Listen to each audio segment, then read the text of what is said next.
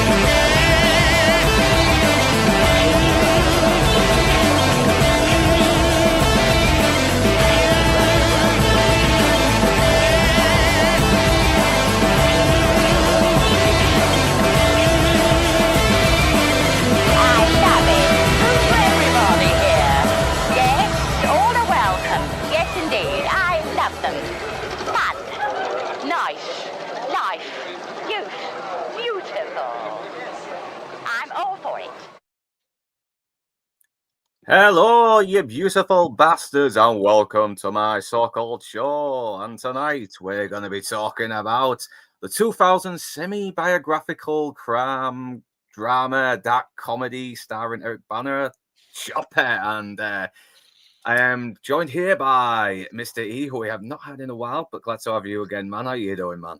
I'm doing well. It's good to be back. Yeah, good to have you as well. And Inside Man, always welcome. And how are you doing anyway? I'm very well, thank you, mate. Thank you very much for inviting me on. It's it's a pleasure to be here as always, and I'm really looking forward to this. This is, it's a terrific choice of film. Yeah, brilliant, insane movie as well. With where the protagonist is, you kind of don't know whether to like this guy or hate this guy, but there is one thing though, he is very entertaining to watch. He is very fascinating to watch as well. And it is all due to Eric Bana's performance, who absolutely really nails it. He does nail it, doesn't he? I mean, he gets the mannerisms of this character right, because the real guy is a fascinating man. But yeah, before we do get into the movie, I do want to give a little shout out to a little local business. Let me get these. Get Facebook up. It's a good way to promote it. Okay. It's a guy I know called Daniel Crothers. He runs a shop called Disc Discovery. It's on Springbank. If you're ever in the Hull area, go down Springbank. You have to find it, though, because you got to go down some stairs and then find the place. But if you look at his shop, he's got everything in there. He's got old vinyls. He's got little collectibles here. Everything, old VHSs, records, laser discs. Probably. I've not actually asked him if he has laser discs yet. But yeah, contact. Information is there as well. Price range, you will have to ask him as well, though, because the guy's just got tons and tons in there as well. And I'm surprised he hasn't managed to get another place open just to store it all. So, yeah, if you can help him get rid of this stuff and maybe boost his business up and maybe help him expand, that would be so great as well. He's a very nice guy. He's always great to talk to as well. And, so... Fantastic. 53 Springbank, Kingston upon Hull. There's a number there. I hope it's showing up on the stream now. Let me have a look. Yes, it is. Let me try and zoom in so you can see it. Okay. 101-482-217-469. And his email is darrencrover@hotmail.com. So, yeah, do get in contact with him and talk about prices, see if he's got anything for you. He'll probably... But it has to be local. If you're international, then it might be bad luck as well, because I don't think he's got the mechanics or the works for that just yet, though. But who knows? If he expands his business out, we never know. So that's terrific. What a great little place. What a great place. Well, I tapped into my inner audio file. Now I've got a vinyl collection, or I had a vinyl collection that most would die for. Now this is candy for me here. Great. Yeah.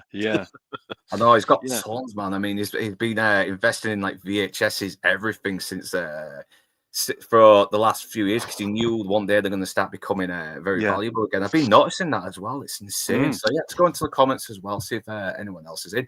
Tony Down Under, I really wanted to get you on, but yeah, it's 3 a.m. where you are, and it's Nick's. Let's get you up there. Tony Down Under. There you go.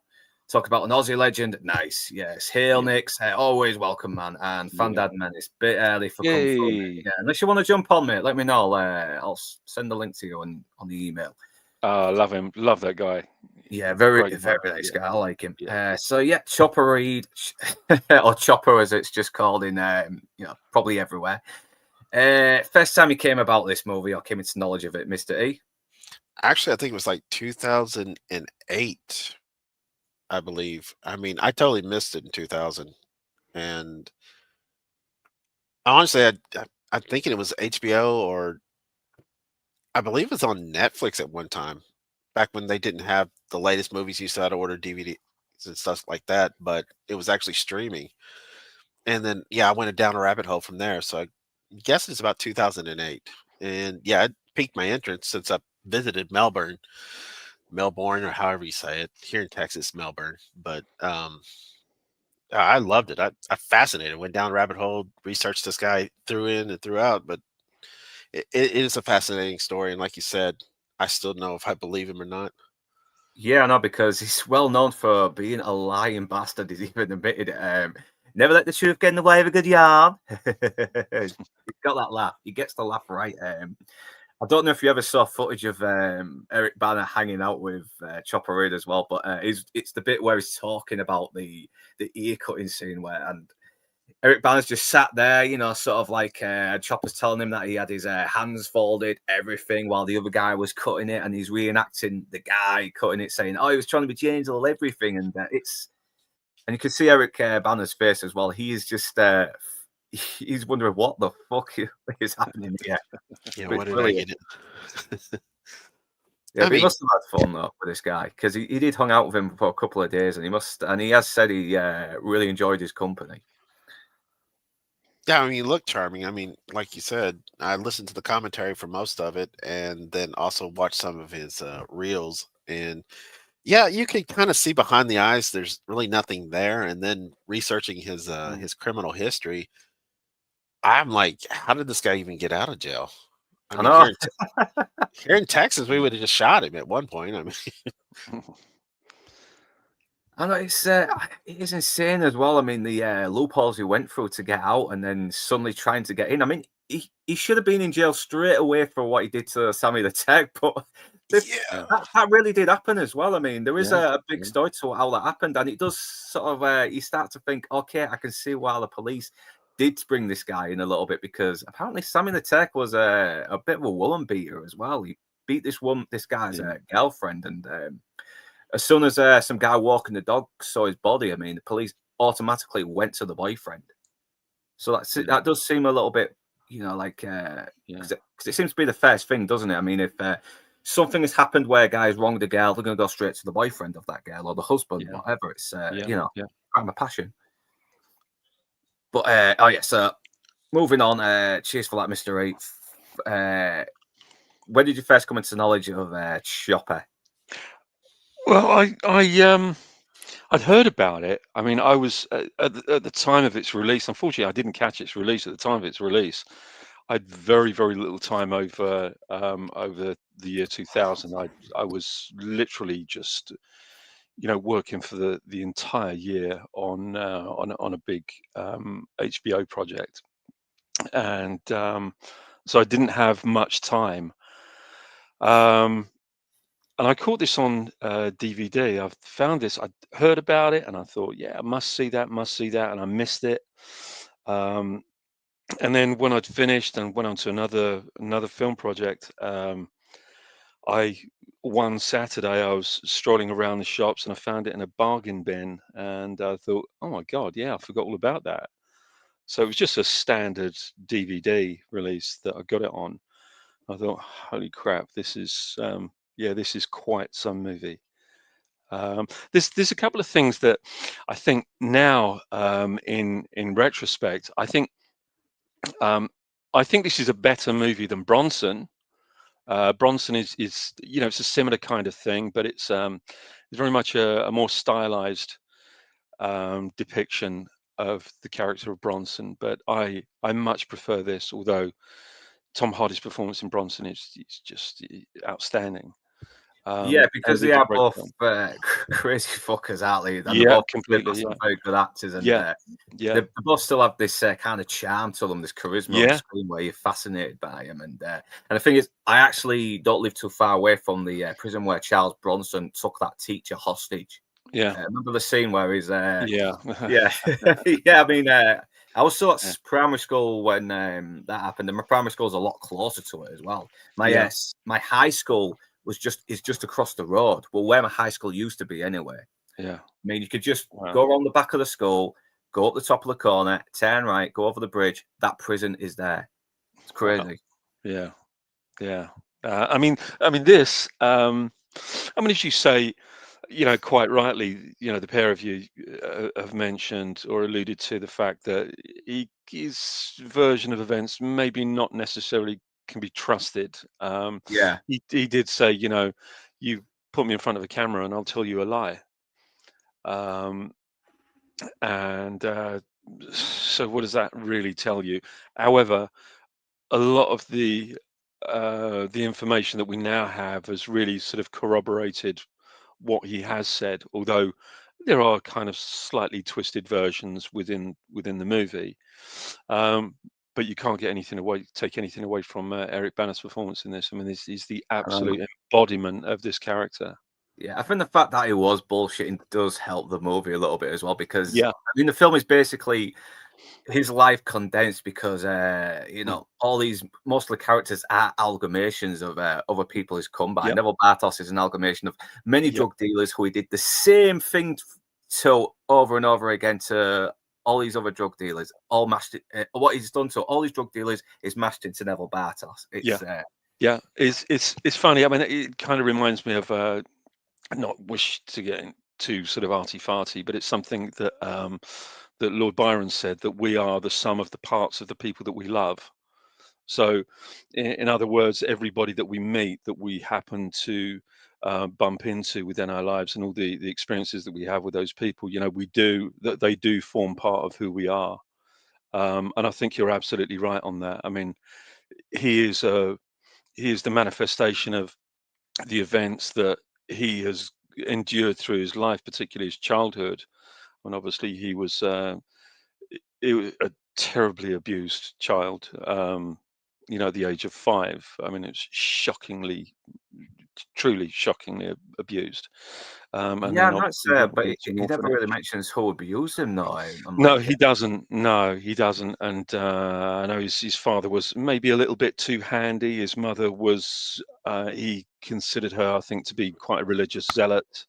And he was, placed into an orphanage at one point. And it was actually an orphanage. It wasn't just a children's home. It was a home for orphan children. yeah, because we never see Um, that with his dad in this movie, do we? We actually see like someone who sort of takes the piss out of him a little bit, but still seems mm, to care for him. yeah, But he yeah, still seems to have a bit of a relationship with his dad when the film came out, because it mentioned that yeah, his dad wasn't very happy that he was played by a bald guy, despite mm, yeah. So I don't know, but yeah, yeah, it's toxic. No, Susan. Yeah, she was. Yeah, Ford invite her on, but yeah, I don't think streaming or YouTube's going to be a thing. I'd invite her on as well. I hold the slot for her, but if she don't, if she can't make it, it's no problem. You know, what I mean, I've got Mystery and Inside Man here as well.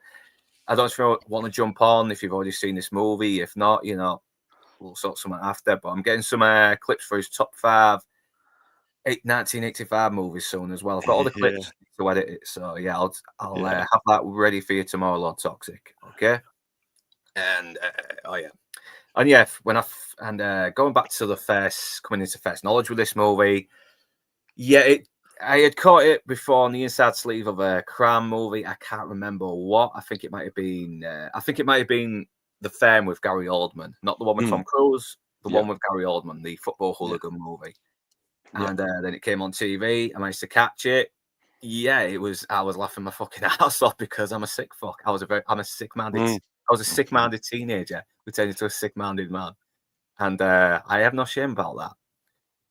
Yeah, do you know but the thing is, you're right in your description of this, calling it, a black comedy, and it genuinely is. There is an awful lot of humor in this. You can see is an extremely humorous and charismatic character, as Mr. Earle also said. You can't get away from the guy's charisma. Um, he does very much draw you in. Um, the real guy as well. But this performance is just, superlative. It's quite incredible. I know. And you know what? I think without further ado, I think we will just jump into it right now because let's get these screenshots. Is that it? Yes. Can I just quickly ask Mr. E a question, if that's all right, Luke? Most And that certainly. is, yeah, I think you said that you watched this recently with the commentary. Can I just ask you, have you got the second sight release of this? Is this the second sight release I, on the second sight label? that's a good question. I don't know. It's quite a recent, I think recent in as much as the last 12 months. I think it came out in the last 12 months, and it's got I've been trying to get hold of it for the life of me. I just cannot get hold of a copy of this. So yeah, it's been released by Second Sight, who are one of the smaller sort of boutique labels who really go out of their way to put some fantastic additional footage and extras and everything on these new Blu-ray releases. Yeah. So yeah, I was just curious. Sorry. Actually, when I brought it up to watch it again recently, I went to Tubi, and there's two versions of it. One's for Wow. Oh shit. one had the commentary, one without, and I tried to watch the second one with the commentary, but life, so to speak. So I didn't Yeah. get a chance. Now I'm trying to bring it up right now, see if it's on Tubi here in the States at least. So I'm trying to bring up Tubi, see if that's still the case. Yeah, I did send you the link, the YouTube link to the audio commentary. It doesn't have the movie playing though, but you can still sort of hear a little bits of it in the background while Chopper is talking. But yeah, if anyone wants to go on YouTube, check it out and give you something to listen to while you're doing some menial work. It is fascinating to listen to as well.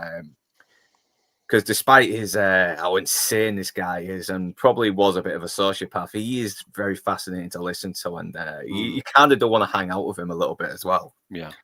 Well, if Eric Bana's portrayal of him is ideal, with character witnesses and whatnot, from what I'm seeing, I would call him a sociopath. We'll see it here in a second. The parts where he seems to have remorse, Yeah. or Yeah, shame, he expresses shame in true sociopathic behavior. Shame is what they feel after they do something. Like, they have to have this release, so they act out and say, for his instance, stabbing somebody. He gets this release, but then he's shamed because he's been unmasked, as they call it. He's not so much that, oh, I stabbed this guy. It's, oh, the people know I'm a sociopath. Yeah. I know, because he even says he had a very nasty habit of apologizing, but it's like, well, I mean, I didn't want to kill the bloke. I mean, even though I stabbed him, it doesn't mean I should be discourteous. And that's and it, once again, you're getting into the side of his mind, and obviously the scene does set the tone a little bit as well, because you've seen one of his victims sort of like showing off his wound, and Chopper's like, "That's a good bloody wound there." There it is. It's like, and he's talking about all the account of what happened, everything, and he did it again, and even the guards are just surrounding him, laughing along with him as well, because it kind of shows, he's going on the up. Even the guards aren't giving him a hard time, and it shows as well that he's already got a bit of an ego on him as well. He loves the attention. He loves showing off to people about his antics. But yeah. So yeah, and it kind of gives more an insight into how he kind of justifies himself a little bit as well. Yeah. It's like, in a way, feels like he is doing a little bit of a bit of justice as well, because you got these people. Because Neville Bartos basically, really has only got into becoming a drug dealer because he got money from compensation. He wasn't a real criminal. He got a lot of money and tried to jump in the criminal world without thinking of the repercussions. Yeah. You know, and Chopper is one of those repercussions. Yeah, I think he actually there was a 60 Minutes interview with him from I think it was the late 90s, before his final arrest, where he says that that he pretty much confesses that he was there to clear up the streets, that he classes himself as a waste disposal engineer, that he is clearing the streets of people like that, the heroin dealers, the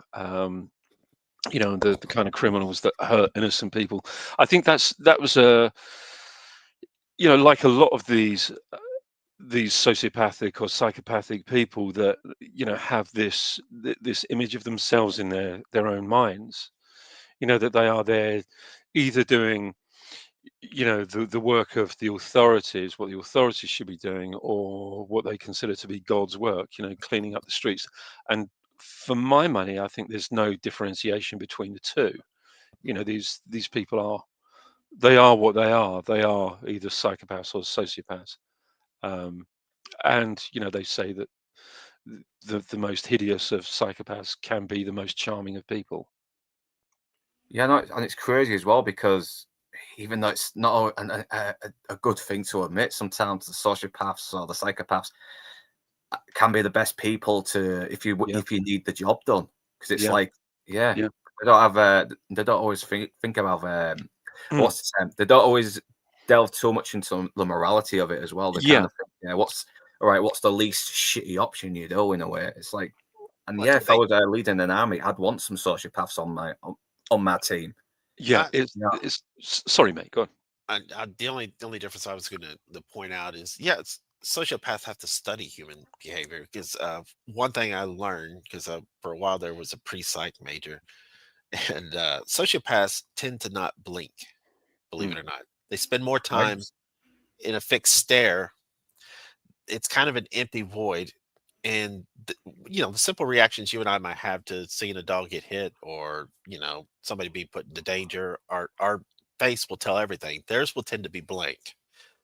And I will say, watching this movie, that's what I did. I studied Bennett's facial, how he just kind of went blank in a lot of ways. In a lot of ways, just basically mirrored this Chopper guy. Watching some of the interviews I saw about him, and it's fascinating. But onto the aspect of having sociopath, I would like to have functioning sociopaths in my group, because at the point where it becomes life or death, the sociopath will tend to favor their own, and they could also be a double-edged sword, so to speak. There's that that indifference that they may have towards any given situation, that if they have that indifference towards others, are they going to have that indifference towards you? Correct. Yeah, I totally agree. That is very fascinating as well. And I love that little bit where he waves as well. But it's like once you see this guy's a little bit nuts, but at the same time, he is very funny as well. You kind of think, okay, am I going to like this guy? Am I going to find this guy unsettling or disturbing or entertaining? It's one of those things. I'm a bloody freak show. And he gets a good line as well. I'm just a normal bloke who loves a bit of torture. And then Frankie Lane starts playing, a cover of Frankie Lane as well. And you see Pentridge Prison, I think it is. Yes, it is. Correct. Yeah. Simon Linden, who would eventually go on Mr. In Between as well. I think a couple of actors go on Mr. In Between because the books did inspire that show. Has anybody seen that? I still haven't picked it up yet. I know. Oh, it's good. It's good. I think the main character, I forgot the character's name now. Christ, he is a bit more likable than Chopper in a way. I think he's kind of sociopathic a little bit as well, but at the same time, he is a little bit more human. He does seem to have more of a moral code. While Chopper does sort of like in a way, he is dealing the debt, but at the same time, he's got his own problem. He's got his own flaws as well. He's got moments that make you think, God, this guy's a bit of a fucking asshole, really. I mean, because especially in this, the first half in the prison, he's kind of a bit of a control freak as well. He's like, he's reeling these two guys who aren't really proper hardened criminals on the stupid plot as well. And, one of them has got parole as well, and he doesn't want to mess everything up that could lead him to getting released.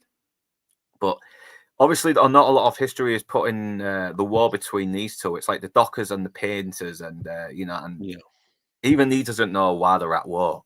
Now the real guy here, Keefe, he's actually alive in real life, and he wasn't very happy that he was portrayed as a smaller criminal who, with a bad oiled up haircut. He was because this guy's done the real life guy's done loads of crimes, manslaughter, everything, and so basically Keefe is like an amalgamation of some of the people that Chopper has probably killed, as just to sort of like get his reputation up in jail. Yeah, but I love a little, little snipes they do at each other as well. And it's like, see your ball patch is covered up. I like it.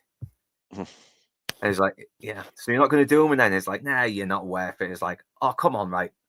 All you have to do is kill me, 6 self-defense. There's no, you won't get more time.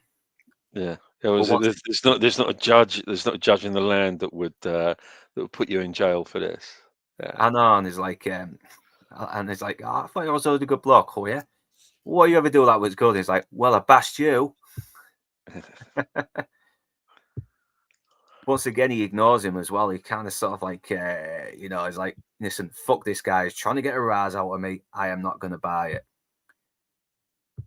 But obviously, Jimmy Lofton's not very happy about this, what Chopper's about to do as well. And he's like, why have we been fighting him for 3 bloody years? And he's like, I don't know.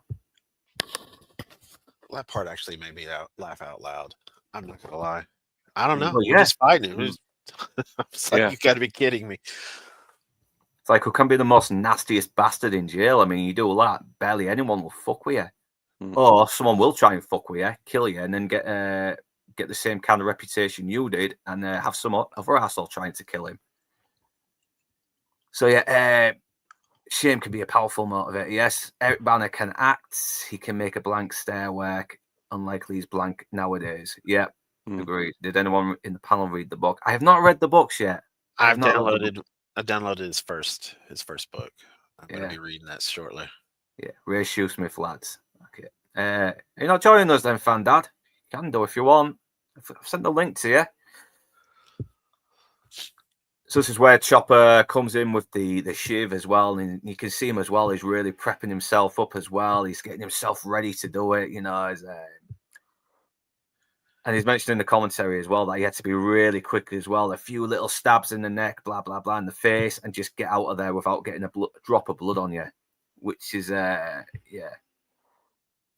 And yeah, that is a lot of blood. That is nasty as well. I mean, yeah. The face, the scalp will bleed. You'd be surprised. I know. It's like, in my belt chair. And there's the shame as well. The shame, that habit of apologizing, that little bit of twinge of guilt that is... that unmasking. He tries to be a little bit considerate to him as well, despite having stabbed the fuck out of him. It's like, what the hell? But you are getting more of an insight into this guy as well. He's like, okay, he's a little bit psychotic, but at the same time, maybe there is a bit of humanity in him as well. No, the minute I saw the apology, and I dusted off the old sociology books and psychology books and just dove into it. That's classic sociopath 101, or what's it called now? Disassociated personality disorder, or AS, something like that, whatever it is. Yeah. But yeah, the minute I saw I'm like, this is a true sociopath. And you get people who claim they are, but this guy is nuts. Yeah. But I think Mr. E is absolutely right. I mean, it's it's the slipping of the mask, isn't it? It's as soon as that mask suddenly drops, as soon as that revelation happens, it's oh God, people have seen who I really am. This is, I feel more shame of who I am than over what I've actually done. Yeah, I know, and he's still trying to rationalise it as well. It's like saying, Yeah. listen, you're not going to die. The screws are coming now to take you and get you some care, and and he's passing him a cigarette and everything. And obviously, Keith is not having it because, mate, you stabbed me in the fucking neck. I'm bleeding out here. I'm dying. You're the reason why I'm dying. Fuck you. It's like, I don't know. I've been trying to sling some blood his way. I'm like, if I'm dying, you're going. I know, but he does eventually sort of like calm down the remorse a little bit and saying, listen, I'm the one who runs bloody G-Wing, right? I'm not the idiot you think I am.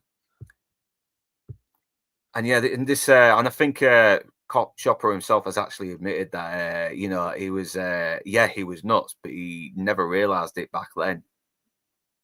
Yeah, So the who last knows, person to maybe, realize they're crazy is the person that's crazy. yeah.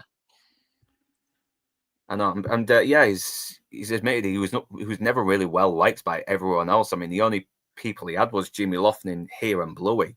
And even they, well, we'll get to Yeah, that and they're later. even like the big hardened criminals either, Ali. They're just like the only people that he's managed to sort of get on his side a little bit as well. Because he has mentioned before when he was in jail, he would side with like the weaker prisoners as well, and say, listen, if some guy's giving you grief, let me know and I'll have a talk with him, and as long as you're friends with me, no one will mess with you. But he also shows later to be a bit of a control freak as well. After he hears about getting the contract on his head. So yeah, once again, he's back to being all casual, saying, "Oh, he's just done himself a mischief, Whinge, whinge, fucking whinge. So what? You're bleeding. Who cares? Fucking man up." And it's kind of psychotic, but very funny. But at the same time, you're like, Jesus Christ, man. Yeah. That's what I like about this film. It never judges nor condemns him. It presents him for who he is, who he was anyway. Lets the audience does, make their own yeah. mind up. Yeah. And obviously Bluey is not fucking happy with this as well. It's like, listen, you've sealed our fucking fate here. We're going to get killed because of you. Now, this is something that Chopper used to do 1,000 bloody times whenever he did someone in. Listen, I don't know who the hell stabbed this guy. I mean, what happened was this guy was having a piss here, and this guy was playing cards. This other guy was washing his hands. This guy was seeing this blue ant, and I was watching him watch the blue ant or a bed. He used it 1,000 times. Every time he did something like this. I know, and he actually does seem surprised when he hears that Keith has actually died as well. Yeah, and he seems angry as well because he knows he's really fucked up now. Yeah,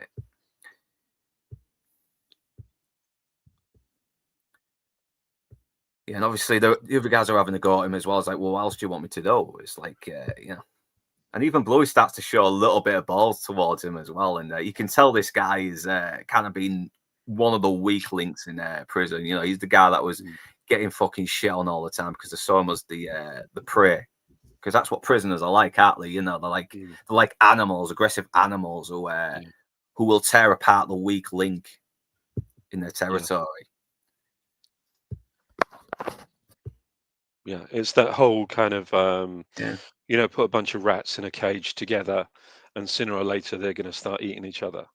Exactly. It's that sort of. That also. I'm glad you brought that up because they did an interesting study. I think it was in the 70s or late 60s where they created a rat city, and basically as this huge colony of rats, and they just kept feeding and feeding them, and what they eventually wound up doing is taking the food away, and they watched as the more favorable, prettier rats were protected by the uglier, weaker rats.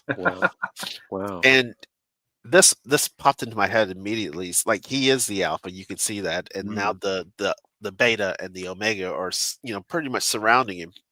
Eventually, they're going to turn on him. But it's just the interesting dynamic between these three that really caught my attention. What's it?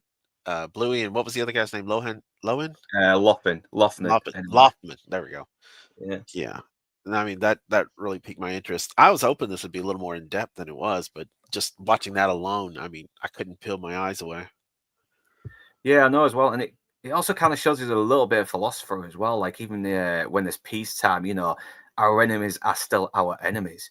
There's no forgetting. It's human bloody nature. Yeah. Yeah. And this is where we meet one of the screws as well. I think the guy's real name was Quinn anyway, and he was like one of the guys. He's actually kind of he's very supportive of Chopper, and this is where he tells him that they put a contract out on his head, and he's kind of flattered as well. And he's like, "Yeah, I should do myself in then probably."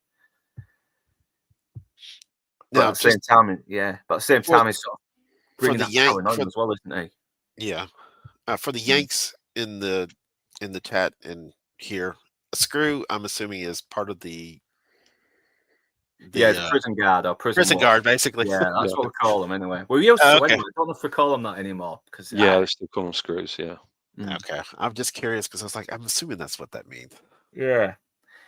But yeah, you can sort of see the paranoia as well. This is a very good way of establishing someone's paranoia, just having all these like different faces looking at him in slow motion, and you can see it as well. He's like, "Yeah, shit, man. I mean, I've got people are willing to kill me. Anyone in this room could kill me." And the last thing he assumes is his friend Jimmy Loughlin, even though he kind of treats him a little bit like a means to an end. I think he does say that he did like the bloke. He had great affection for the guy. But now he's got this insane plan as well, where they grabbed two screws, two prison guards, and found a way to sort of barricade themselves in the other division, the other block, and cripple nearly every single convict in there until they found out who was trying to put the contract out on them. It's like, what the hell, man? Yeah, I mean, anything is a means to his personal end, isn't it? I mean, that's that kind of behavior itself. I mean, what on earth? I know, and even Jimmy Loughlin's like, "Listen, I've got my parole going. I mean, I don't want to mess it up." And he's like, "Yeah, but you're going to be there, aren't you?" Yeah, it's bizarre, isn't it? The kind of reasoning that, or lack of reasoning that, somebody with this level of behavioral, if you can call it just an issue, but behavioral issue has, the lack of foresight that they have, the lack of literally no ability to look further than the moment itself. I know, because I mean, you can tell he's desperate. I know that, but even that's kind of insane, man. That is impossible. Even if they do get the screws, I mean, there's always a chance one of those convicts will end up killing them anyway, and Jimmy Loughlin will have no chance to be released because he'd be dead. He'd probably be dead. Yeah, and he has admitted that Chopper has been a bit of control freak as well, but you can sort of see when you listen to the audio commentary, there's still a hint of that nutcase, but at the same time, he doesn't seem to be that crazy as he is here. And yeah, he actually goes against Blue as well. Listen, you don't fucking get into this plant, you're going to be back there getting fucking gang raped in the showers, everything. You're going to be back there crying like when I first met you. So yeah, man, this is where we come to the stabbing scene as well, and I don't think I've ever seen a stab scene that's done this way as well. Because someone gets stabbed, they kind of just die straight away, don't they? But here, he doesn't realize he's been stabbed till after. Well, in real life, it really, I mean, because it cracks me up when people get cut in the neck. I've seen people shot in the neck and just pretty much, hold it in and return fire, but. I mean, this is probably the most realistic stabbing I've ever seen. People just don't drop, especially as soon as the adrenaline starts to pump. I mean, I give them, props for being able to do that because often I like to see, more realistic depictions of what an actual stabbing or shot, being wounded would look like. And this is it. He's probably not feeling it because all the adrenaline. Yeah, because he did say as well that. It felt like he was getting punched with a tiny cold pin while getting shot was like being punched with a very hot burning pin. But that might have just been his point of view on getting stabbed and getting shot. I mean, you're a veteran as well, Mr. Reese. So you've I've been stabbed, not in combat, but I was stabbed by an ex-girlfriend, a crazy ex-girlfriend. In the hand. That goes with the territory, though. The crazy ones are always the best layers. It's like, oh, you tell me about it. But yeah, she stabbed me with an ice pick, and it went straight through my hand. And it took me seconds to realize that it would happen. And I mean, it went all the way and it stuck into the cutting board beneath it, and I'm not sitting there, and I mean, I couldn't believe it because I hadn't felt it yet, and I'm staring at it, and there's really no blood at this point because it's a perfect fit, and it took me at least it seemed like hours, but it probably seconds before I realized it, and then knocked her out, and then slowly limped my way to the neighbor's house and asked him to call the police. That is insane, that as well. That really is. I mean, I think one must wonder what Eric Banner's prep for this was. Yeah, he just ate a load of junk food, and I think he worked out a little bit as well to solid it up. Yeah. And yeah, the way you guys talk about it and seeing the screenshots, I wonder if this movie wasn't the inspiration for the TV show Prison Break. What do you guys think? Maybe. Yeah, certain visual elements, you can definitely see is there. But I think what's quite interesting about this is that there was quite a hiatus, wasn't there, between the first and second part of the movie. They left a little bit of a gap, from the younger Chopper to the older Chopper. And they, that was part of his prep. That little gap was part of his prep for playing Chopper a little bit later on in life. So I thought that was an interesting approach, something that I can't think of that's ever been done before. Literally. Well, was it Raging Bull, or what was the one with De Niro? Yeah, Raging Bull. But I'm not sure. Did they have any kind of shooting hiatus there? Yeah, they paused for like 3 months while he ate his. Did they? Ate, Wow. yeah, Yeah. allowed him eat, bulk up. Yeah. I stand Gave him a corrected. chance to grow his hair out a little bit as well, because he's got a bit more of this kind of buzz cut, hasn't he, compared to his much tighter haircut here. So yeah, and because you don't really see, because it kind of just cuts away straight away after he's sent to the mental asylum. But but back to the scene, yeah, I think he must have been there for a good long time as well, and he's standing up, and Jimmy Lofton is he's scared as well. He's kind of always building up to every single stab as well. He has to motivate himself with every stab. Yeah. I think he said that he wasn't feeling anything until I think the fifth stab. Didn't really feel much until the fifth stab, and then he kind of started to feel it. I know. I think Chopper actually had a few. Some of his intestines lost some of his intestines as well due to the stab wounds. I believe I read that he did. Yeah. Wow. I know that they missed his liver. I mean, they got him in the liver. He would have been all over. Yeah, I think he was. I think because I think he knew where to stab him as well. Because Chopper has actually said that trick he used on him right there is something he taught Jimmy Lofton and Bluey. Yeah. So yeah. And yet he's like refused. He's not getting angry about it either, is he? He's just like he keeps trying to console him, even though this guy's trying to kill him. It's there's a weird kind of ambivalence, isn't there? I know. It kind of shows he does have some like affection for Jimmy, and it's kind of he's way too heartbroken to be angry. Yeah. This is the guy I really have a affection for. Yeah, affection, a bit gay there. But eventually he does snap out of it. He just grabs him and he's like, drop the knife. He's like, listen, just let me go and I'll drop the knife. No. I told you, you drop the knife and I'll drop you. And he's like, okay, I'll drop the knife. I'll drop off. And he's still standing as well. He just will not go down. I think it takes like 20 minutes before you start to, your belly starts to turn to jelly, your legs turn to jelly, everything, and you can't stand up anymore. And Blue's just puking as well. Look, he's taking his top off, and it is nasty. That is nasty. That. Yeah. Yeah, it's like listen, I know I stabbed you, but are you all right? It's like, yeah. Yeah, I don't. If there's one thing that you can say about this movie, and that is the fact that there's no glamorization of the violence that's committed against these, whether it's him or him committing the violence against somebody else. There's no glamorization of it. It's pretty raw stuff. It's not glamorized. It's not. What's the word? I'm like, it's not over the top. It's straightforward. Pretty much what it would be. Yeah.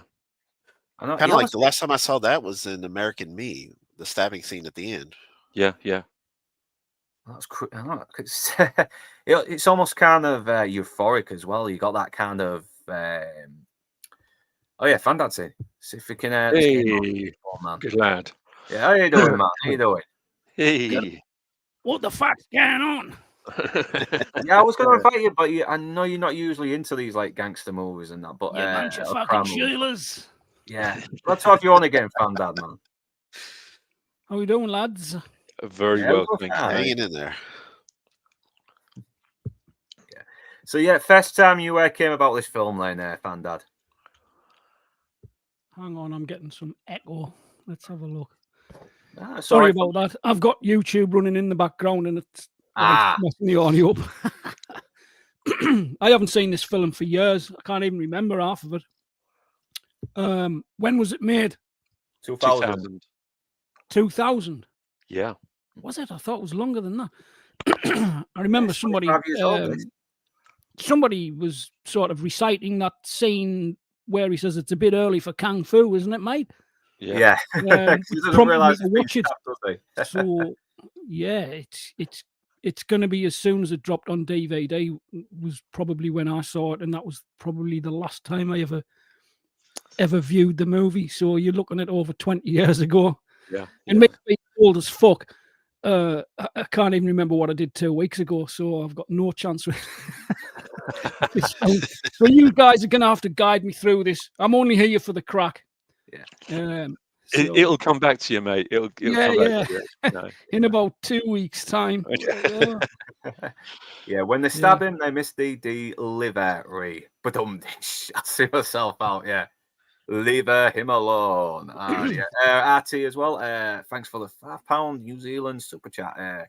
Good lad. $5 New Zealand super chat. Great movie. Eric Bana did his research with Reed for this one. He's a very underrated as an actor. Used to see Reed on Aussie TV from time to time. Yeah, I mean, we mentioned it before as well. That he stayed with him for a couple of days in his on his, I think it was in his caravan or on his farm, one of them. And there is a clip of him as well, where Chopper is reenacting the ear-cutting scene with Eric Bana. He's sort of like sat on the bench, and Chopper's sort of like being the guy who cut the ears, you know. And it's fascinating to watch as well, just seeing an actor sort of learn how to get into this character's head.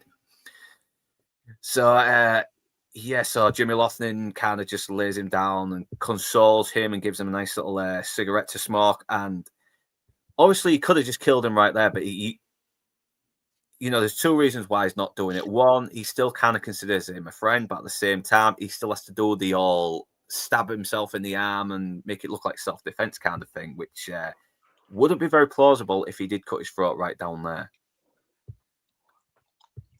So yeah, they're just waiting there for God knows how long, and this does kind of give you the appearance that Chopper could be sort of like going a bit delirious or something due to the loss of blood, because he does go a bit trippy there for a second.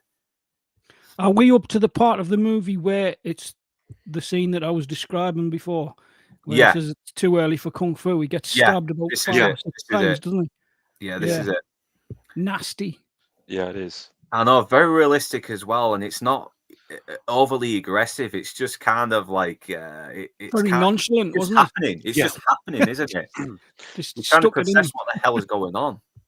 Yeah, I mean, you're right. I mean, it is quite a sort of a nonchalant event, isn't it? Really, and the reactions and everything. As Mr. E was saying, I mean, there's no kind of sort of doubling over and wailing and arms flailing about and dropping to the floor and writhing in agony. It's it is that I suppose, as he had said, once the adrenaline starts pumping in an event like that, it's like disbelief at first, isn't it? And then the shock's going to kick in, isn't it? Somebody sticks a blade in your belly, it's who knows how you would react. But I'll tell you, for me, it's stuck in the hand. It's the same thing. Yeah. I remember. I remember Nick Angel. I bet when you showed up to work tomorrow, you'd be like, "Hey, how's the hand?" A bit stiff. Well, it's just like standing on Lego, really, isn't it? Yeah, I was going to say, I remember standing on a drawing pin once on a tack. And that was like. We have 3 pin plugs in the UK as well. Mr. E will never. Oh my god! Never experience. Oh, I tell you now, I have to tell you this, right? This is a kind of little side story. Right. One of my friends, this is going back quite a few years.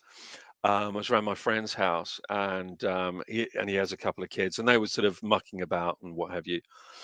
And his daughter was jumping from the sofa to the armchair, and she slipped and she landed right on a 3-pin plug, and the 3-pin plug went straight into his daughter's foot, literally right up to the end of right up to the base Oh, of the plug. Yeah. So ouchie. yeah. So But that he was had. shocking. Yeah. Nice. Well, Yeah. is she all right though? If she is, then I feel a bit. Then I don't feel too guilty making that joke. Well, well, they had to cut the cable, the cable for the lamp, which was attached to the 3-pin plug. So she Oh, had like half a cable sort of still attached to the plug as she was taken to the hospital. This plug stuck in the underside of her foot. yeah, they Yeah, didn't want it to bleed. Oof. yeah, and yeah, it was pretty horrific. Yeah, Yeah.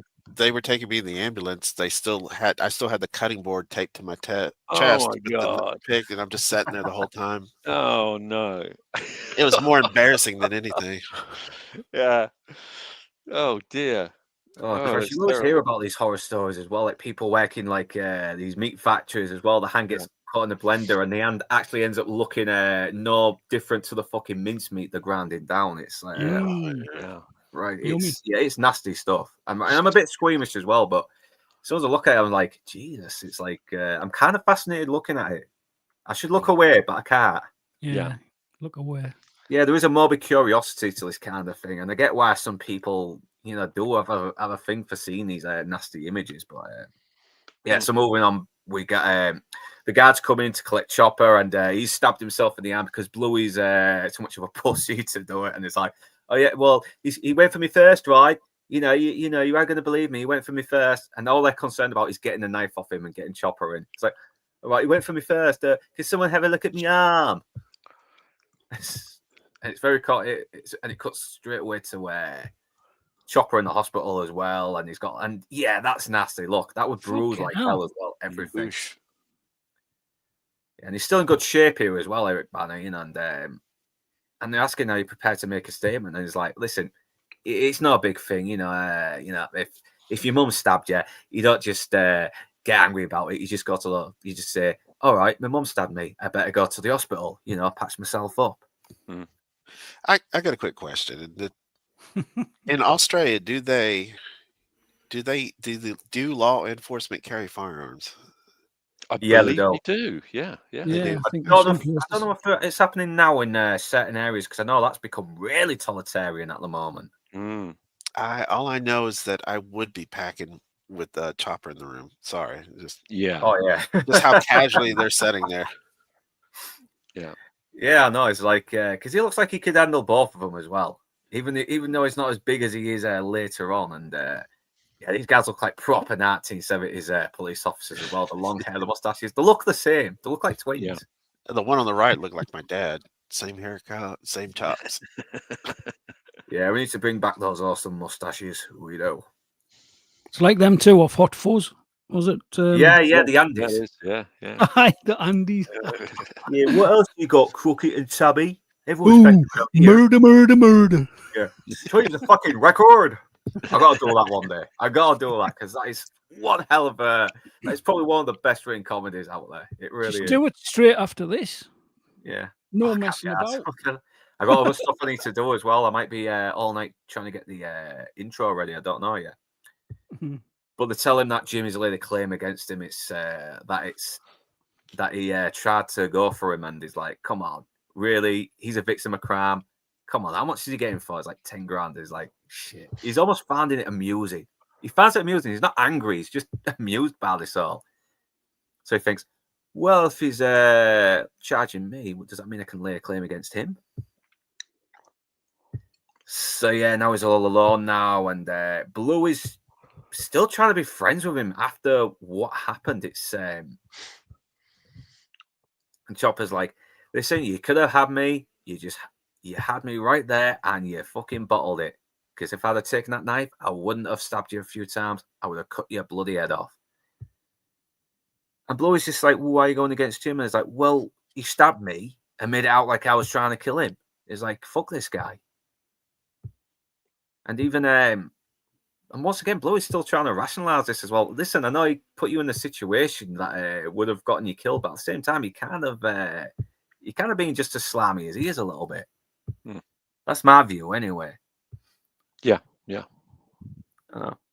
like, well, what he could do is, because he's like trying not to talk Chopper out of not jeopardizing Jimmy Lofton's chances of being released, and he's like, well, he better get himself a real lawyer. And yeah, this is fucking funny. This really is. Well, Jimmy Lofton's kind of being the prosecutor and everything, defending himself, and it is amusing as well. That little smile Eric Banner does as well. He just you can tell he's got this in the bag a little bit. You know, he's got an audience around him. Everything he's going to show off. He doesn't care.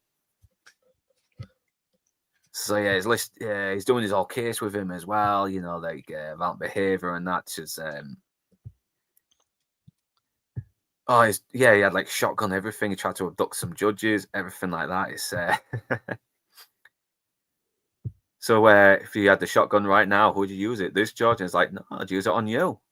It's like, you walked into that one, man. You did. And he even lent him that suit. He actually did this in real life. He actually lent him the suit to on the court he was prosecuting him with. I like he's it. like, Everybody cracked up. Yeah, it is. I know that's really did as well, because I realize it's not a fashion competition, but if he was wearing the suit in this court and I didn't lend him that suit, you would have given him 10 years for bad fashion sense. But yeah, I love the little subtext as well, the kind of aggression they're showing behind the laughs without being obvious. You know, the very calm, collected, contempt they have for each other right here in this scene. It's like, well, why? Well, we're friends, aren't we? Why would I try to kill you? And it's like, well, who knows how your mind works?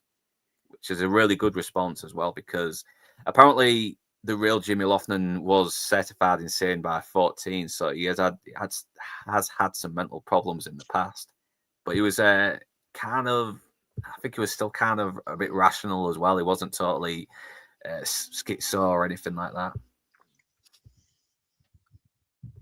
So yeah, it doesn't go all to plan. Jimmy still gets fucking claimed and everything, and yeah, he's all over the news. And Jimmy's the one who's got this little shitty photo as well, and he's like, you could use it as your passport. That's a nice little photo, Jim. A nice little photo. Hello? Anyone there? Yeah. Yeah, sorry, just went a bit quiet. I didn't know if there was a delay or anything, that's all.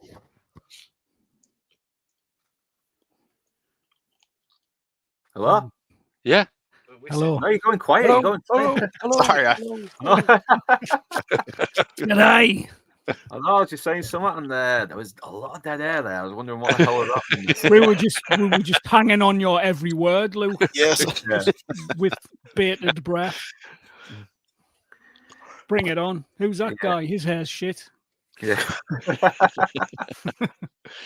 I love his little outburst as well. You're such a fucking shy pony, aren't you? But does anyone agree that I mean, personally, I think that Eric Banner is one of those actors that's sorely underused, really criminally underused. It was kind of a big deal in the 2000s, though, wasn't he? Yeah. He did Black Hawk Down, the Hulk, Troy, yeah. Munich as well. Very underrated movie, Munich. Yeah. I actually thought he was American when I saw him in Black Hawk Down. Yeah, no, I didn't know he was Australian. I didn't even know he was a comedian, because he used to do a comedy sketch show back in the 90s. And well, you know, my opinion is comedians sometimes make the best dramatic actors. Agreed. They do as well, especially especially when they're playing characters that have a very distinctive sort of larger than life personality. Do, but the performers on stage, aren't they? Yeah. Oh yeah. Yeah. I think. No, sorry. Go ahead. I'm just gonna say, I was like Robin Williams. What was that 1 hour photo that I saw him in? And there was Oh yeah. He literally creeped me out. I mean, I prefer RV. Yeah, there's something creepy about a guy you sort of understand wants to try and keep a family together, despite the fact that they could be doomed to divorce or anything like that, you know. And but yeah, we'll get onto that if I ever do a 1 hour photo stream, because that is a good movie, that as well. And he had another movie as well where he played a total creepy bastard, and that was Insomnia, which I still think. Yeah, the one with De Niro, not De Niro, Al Pacino, yeah, the last Pacino, really yeah. good Al Pacino movie, in my opinion. So yeah, this is where everyone starts cheering on Jimmy as well for trying to kill Chopper as well. As listen to that. You got no friends left, mate. You're dead. And he has this proper outburst saying, "You think I give a shit?" But you know he does. You know, he's scared. He's scared that anyone can kill him any moment now. So now he's seeking the help of one of the governor himself, the prison warden. And he's like, if you could move me to another cell somewhere isolated, you know, I'd be very gracious. I'd hope. And they're saying, no, we're not gonna do it. We're not gonna do that. There's nothing we can do. And it's like, listen, you keep me here, I'm dead. He's like, well, that's nothing I can do. He's like, well, I suppose a bribe is out of the question. And he says it for a joke, and they think he's just joking around. He's like, no, I'm getting like a 10-gram compo out of this. But it's not enough. Yeah. Forgive me, but like I missed the first half of this. But has he had some hit put on him from inside the prison? Yeah, it was when he stabbed that guy in the face right at the start. He's basically started a war, hasn't he? Right. With the Dockers and the Painters again. Yeah, they were kind of at peacetime, but at the same time, there was sort of there was still some hostility, and Chopper has pretty much lit the fuse and put and painted the target back. The tension under the surface. The Dockers thing that actually went before this story starts. I don't know whether anyone knows anything about his kind of deathbed confessions of his of the 4 people that he confessed to killing. One of them was he was a Union Docker, Desmond something or other. I think he was an Italian Australian. But he was 17 when he was asked to kill this guy, and he pulls this gun out on him. He was outside a hotel somewhere in Melbourne, shoots him, just dumps his body in the cellar of the keg cellar of a pub. Comes back a little bit later on to shift the body, finds out that the guy's still alive. So he's with his mate, they pull him out. And he said that although he was still alive, you know, he was sort of grunting and groaning and sort of moving.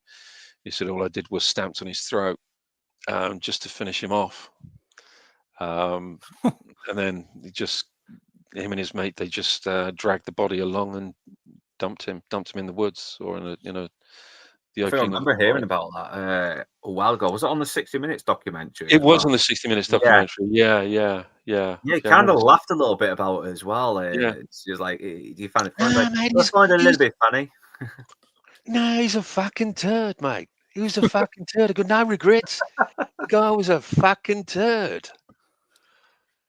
You know, just I mean, he was a strangely funny guy. You know, obviously his mental state. So was he a sociopath or psychopath or some kind of path? I'd flip a coin. I would honestly, from what I've seen, if this is true to who he was, portrayed by Ben, I would call him a sociopath easily. Yeah, because he's not totally without empathy. He does have his odd moments of sympathy and love towards people. I mean, there's one aspect you could kind of say to it. It's that sometimes trauma can mimic sociopath, whatever. Yeah. And but they never clarified whether or not he had trauma. I mean, I know he had a hard life. You know, dad beat him and whatnot. I mean, my father wasn't short of beating the crap out of us, and I know he loved me. He beat us in Morse code, but he. You know, you have a choice, but when you're void of empathy. That's just a lesson taught. This is how Yeah. you respond to somebody weaker than you, so on and so Yeah. forth. But I lean more towards sociopath. Yeah, because he doesn't seem to be totally unemotional towards what he does. I mean, like you said, he has this nasty habit of feeling a little bit of shame whenever he does something bad. But yeah, obviously, since Yeah, but the prison more guards, even though the prison, I'm sorry. sorry, yeah, even I though the was gonna say- prison, sorry, fucking hell, I'm sorry. all I'm right, sorry. I all right. started coughing. Go ahead. Go ahead. Oh, was you coughing? All right, no, finish what you were going to say. Sorry about that, man. I was just gonna say, yeah, just the shame usually just comes with being unmasked as a sociopath, not what I did. Mm. Ah, Yeah. okay, yeah, good thing we established that now. So yeah, because he's not getting any help, he's like, well, you know what? Since you're not going to help me, I'm gonna get myself transferred there anyway. I'll be right there in the mental asylum right this afternoon. And he's like, you're not going anywhere. Oh yeah, fucking watch.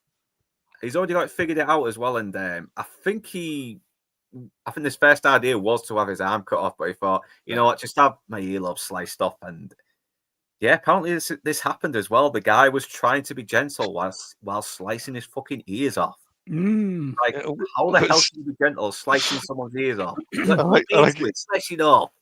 I just like the way he said it. He goes, "What the fuck are you doing? You can't saw the fucking things off. Just slice it through. Don't fucking saw them off." I know he's using this piece of shit fucking blade that probably hasn't been sharpened in a long time to cut off. So that's painful. That's gotta be painful. And yeah, yeah. I mean, he did say in a couple of interviews, it fucking hurt like hell.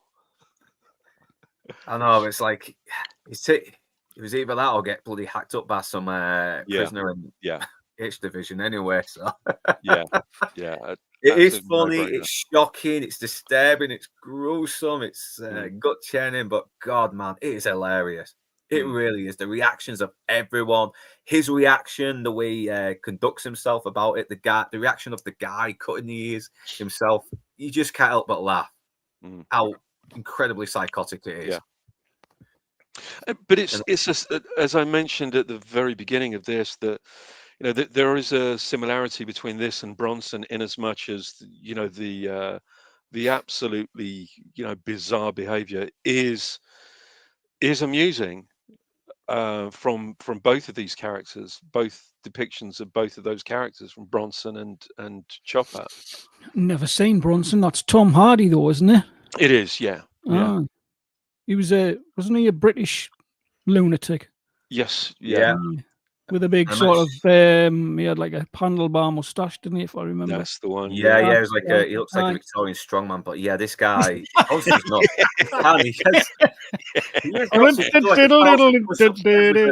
That's a brilliant analogy. That's a brilliant comparison. Eggs and steak. Roll up. Fucking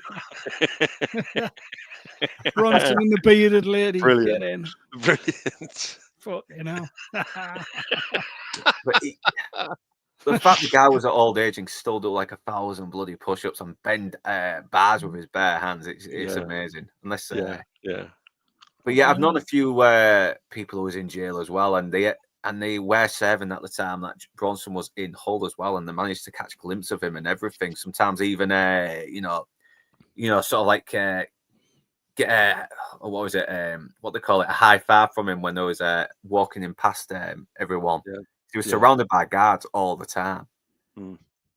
Yeah, so sometimes we'll get a glimpse of him. Some have claimed that they actually sat down and talked to him, but I think that was bullshit. They were just trying to make themselves look, trying to impress people and that. But and I like the fact it's really bleeding as well. He's cutting ears. It's just not. It just doesn't stop bleeding. It just keeps going and going and going because there's once again, it kind of it kind of puts Tarantino's ear slicing scene to shame a little bit.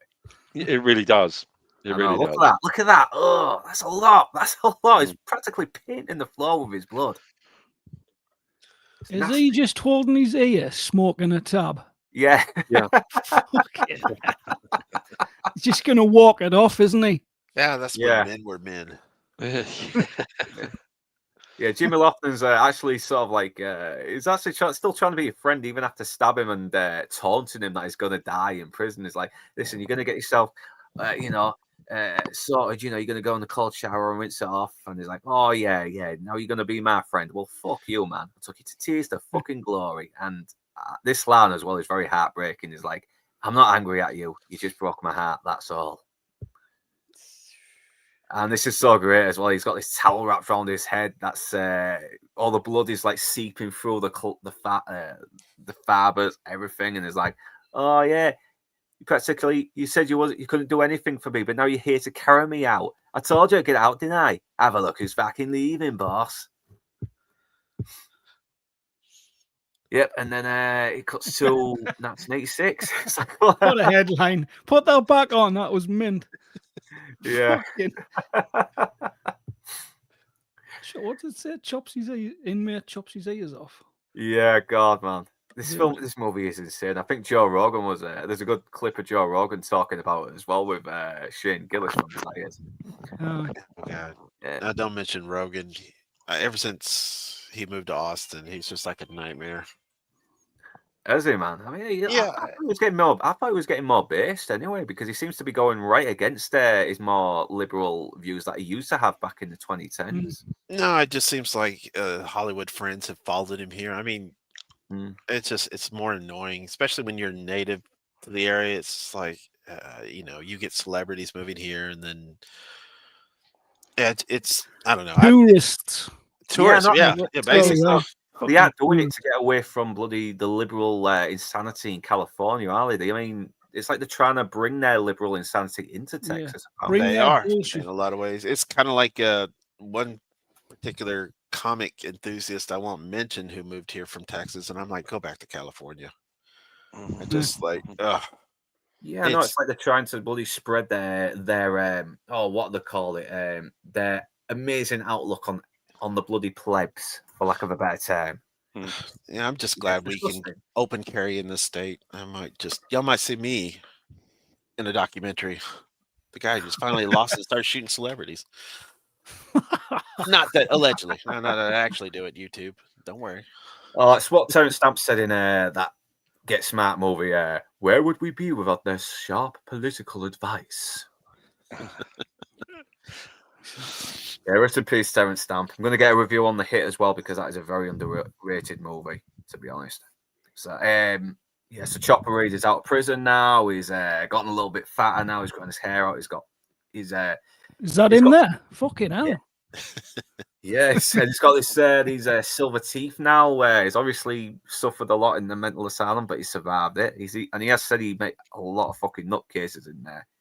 And this is the lovely Kate B. Han, if I'm pronouncing her name right. Oh, I did not notice was in the Wicker Man 2006 movie. So that's not Chopper with the leopard skin undies. All right. Thank God. Thankfully, no. I was starting to get sexually confused there. I know. Look at him as well. I mean, you would not recognize that was Eric Bana as well. I mean, He looks the part. He looks like he's just come out of fucking prison. And obviously, she's like an amalgamation of many prostitutes he was with as well. And it's hinting that they've had a bit of a past as well, and she's become. I don't know if she was a prostitute in the past, and that she's only just started doing drugs now. But he's obviously kind of being a little bit of a cook towards her as well. He's kind of putting her on the pedestal a little bit. And he has admitted to doing drugs as well. Not something he's proud of, even though he's claimed to be anti-drugs. But like he said, you can't be anti-something unless you've actually tried it. But I do like the camera work as well. How it speeds up, but they still talk normal. Yeah, because it's given that sort of a feeling of a rush and ecstasy that he's on, which I thought was real clever of the director Andrew Dominic, who's doing a fucking good job. Great job directing this as well. He does have a bit of a style as well. I probably need to check out more of his stuff to see if he this wasn't just a fluke on him. I like the tone in which it's shot in, so to speak. Yeah, it's very darkly comic, but there's still a gritty realism to it as well. And it's almost dreamlike in a way. The colours as well. Like I like. It's been a long time since I've seen the movie, but just looking at these slides, like the colour palette for inside the prisons, all sort of harsh greens and blues and cold and uninviting, and then he gets to this sort of, it's almost like a red light district. Obviously, she's a prostitute, I take it, but all red leather and red lighting and Yeah. Have you noticed how the colours look desaturated on air, but the room looks very colourful? Yeah. It's almost like Sin City effect, isn't it? Yeah, it's Right, also like it's like she's in this very glamorous looking place, but at the same time, there's still kind of she's still someone who's got the soul sucked out of her because she's in a very soul sucking profession, and but she kind of seems to be okay with it. But this is just, I think that was lit by UV actually. Yeah. I was going to say it's more proof that people used to actually take the time and consider what they were doing when they were making films. Yeah, because I mean, a simple thing like color can emphasize the mood and what the character's going through without spelling it out. And I don't know if you watched the failure of the HD video on the Buffy TV show by Passion of the Nerd, but God, it's like a lot of it has kind of robbed some of the subtext that made the original versions of Buffy so vital. Oh yeah, which I won't delve in so much though, but do check out that video. So yeah, he's going to see his dad as well, and this guy who plays his dad is also in Mr. In Between as well. Who plays the main character's dad in that as well, and he's kind of a bit of a arsehole father too. But I don't know how accurate he is in mannerisms to the real guy, because like he said, we've known that Chopper was abused by his dad, but he comes across here as a guy who's a little bit of an arsehole, but still kind of loves him. So is that the guy that plays Ray's dad? Yeah, Ray, that's it. Ray. Yeah, I sent you the name before, Ray Shoesmith. I don't know if you picked up on it. Yeah, you did. Yeah, Ray Shoesmith. Yeah. Sorry, man. Fucking hell. His dad was in a home, wasn't he? And he got dementia. Yeah. Is that the right one? Yeah, it's been a while since I watched Mr. In Between, but I'm going to try and watch it because I want to do a review on that. Everybody needs to. We should have a discussion live. Has the other guys, has Mr. E and Gary seen Mr. In Between yet? I've not seen it. No, I haven't seen it. Oh, fucking hell. Honestly, it's got to be like one of the best, if not the best TV show I've seen in a long time. Really? Oh, mate, honestly. Yeah, I agree. Really good. I agree. Right. It's really good. You're hooked from the first 5 minutes. That's it. You're in. You know exactly what kind of show you're in. Yeah, because he's a bit of a sociopath as well, Ray Shoesmith, but at the same time, he's very likable. I mean, he seems very fleshed out as well. I mean, there's an episode where he kills a guy. He's ordered to kill a guy, and then his boss, played by Damon Herriman, tells him, "Oh yeah, you killed the wrong guy, but don't worry, it's no big deal." And Ray Shoesmith genuinely feels guilty as well because some guy who did not need to be killed has just got killed, and that blood is on his hands. Yeah, that was a fucked up episode. That because that's actually what put me off him. I thought, oh, actually, he's an arsehole. But then you see how he it affects him. I think he ends up giving the widow like his hit money. Yeah, it does. There's still a good man waiting. There's still a good man in there as well. And Damon Herriman has kind of become more colder and more callous. Yeah.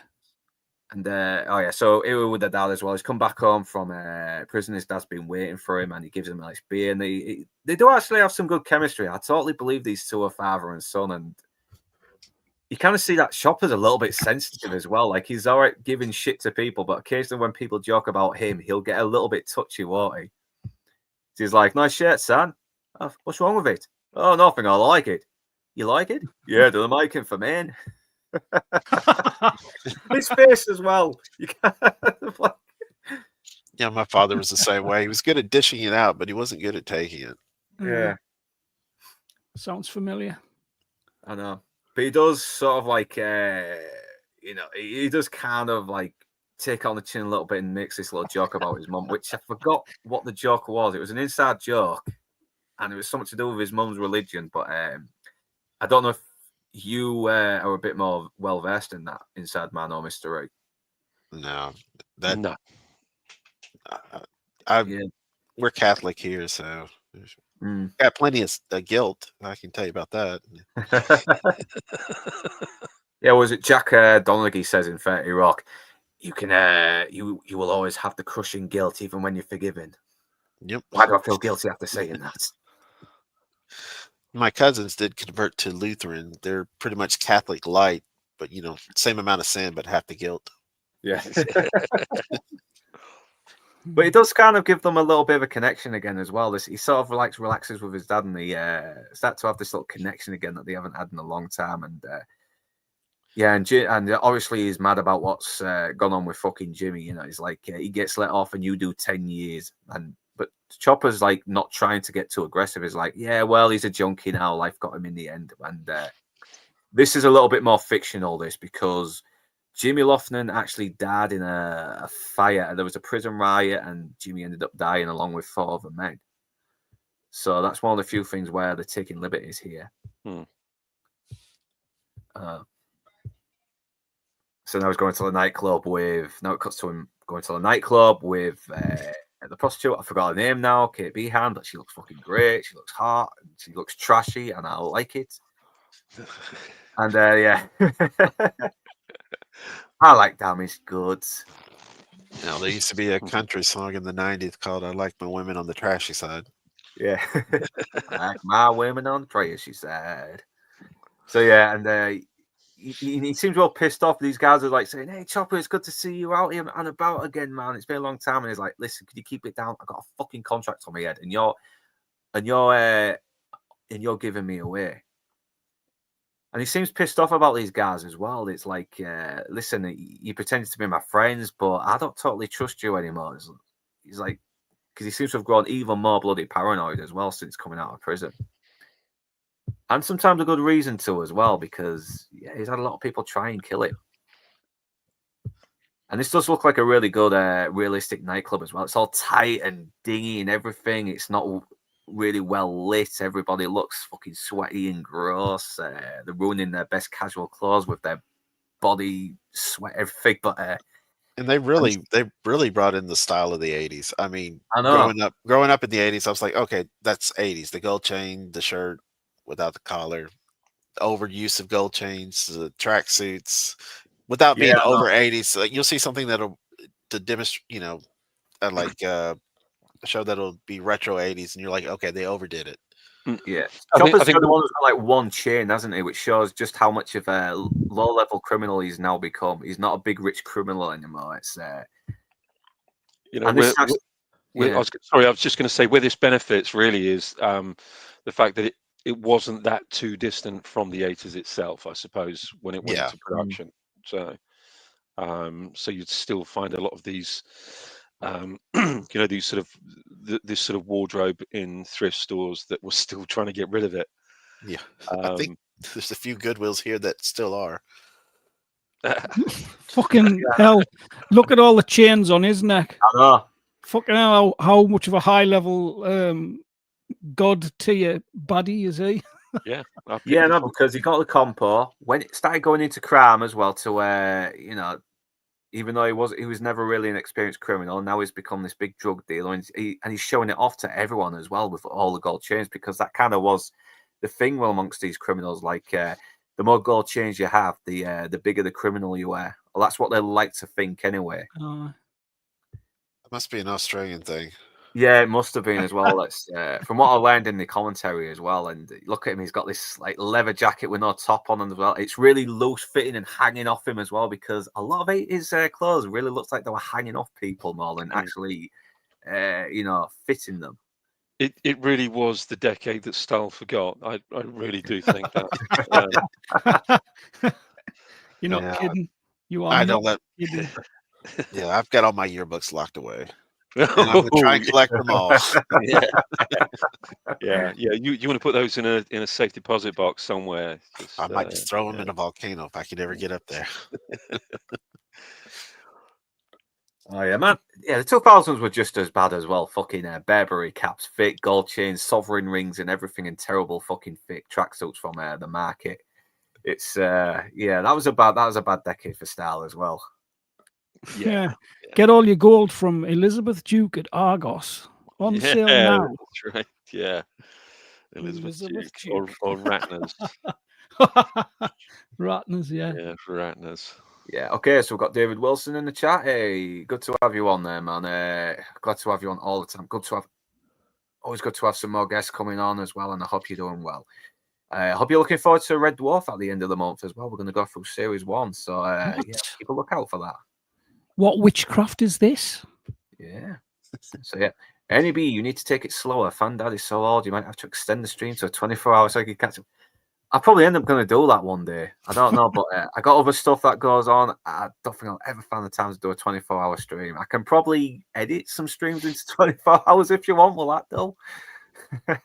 Cheeky bastard. Yeah, I think I'm older than you. I'm definitely older than you.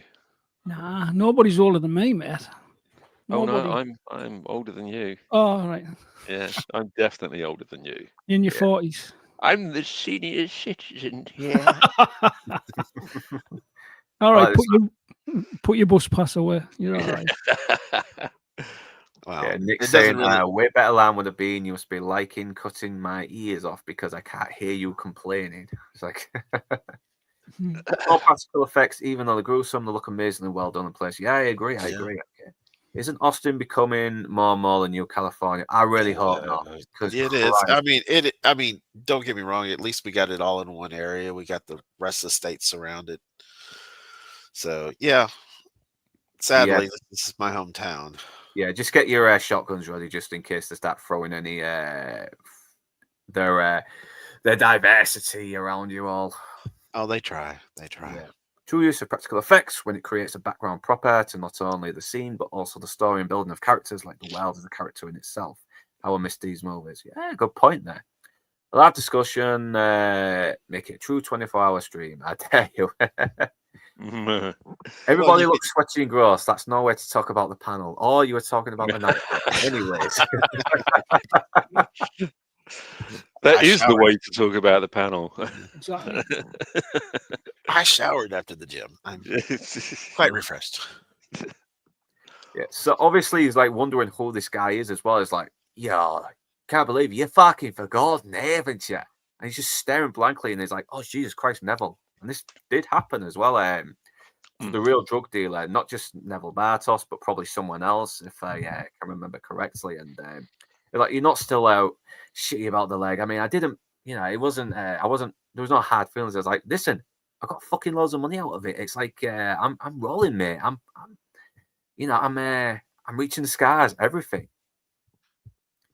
So yeah, he's doing pretty well. He's become he's become this drug dealer. He's made loads of money out of it, everything. And even Chopper's kind of been friendly with him as well, to his face. Anyways, you see later, he kind of starts becoming more paranoid and contempt, has a bit more contempt for him later.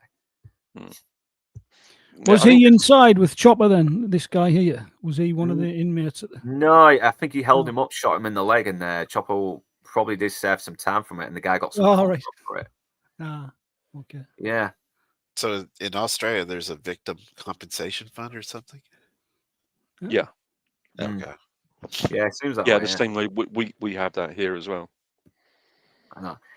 And this is where he starts to show a little bit how psychotic he can be, because he's very paranoid here as well. Because look at him trying to get me to feel sorry for him, and she's kind of been like, I don't know what he's talking about. It seemed all right, and then he starts getting all jealous as well. Like she's trying to like Neville is like she's trying to make a move on Neville. And it's obviously and it's obviously not good as well. He's just had some drugs with her and everything, and it's not good. And you can sort of see she's got a little bit of the junky acne on her face there as well, which was a nice little detail. Yeah. But not only that as well, he's not got any money or anything, because I think this was around the time he was doing jobs for the armed division, I think it was. So he goes and he just goes around to give him some shit, but then he just buckles down, doesn't he? Still feeling guilty about the leg. He's like, I don't know if you remember, but I had that shotgun pointed at your head. I reconsidered dropping it to your knee. It's like, listen, it's water under the bridge, mate. It's like, well, why are you getting lippy at me with a bloody shotgun? I had a bloody loaded shotgun. It's like, he keeps going on about it.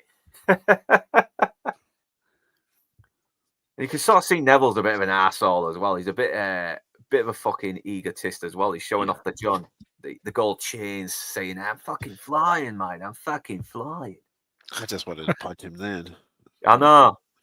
I I mean, he is still being a little bit charming as well, but then we see a little bit of Sammy the Tech as well. He's asking a light from his prostitute girlfriend, and once again he gets paranoid as well because he's still got a hit out on him apparently. He in that 60 Minutes thing, he kind of reframes this situation with Sammy the Turk, doesn't he?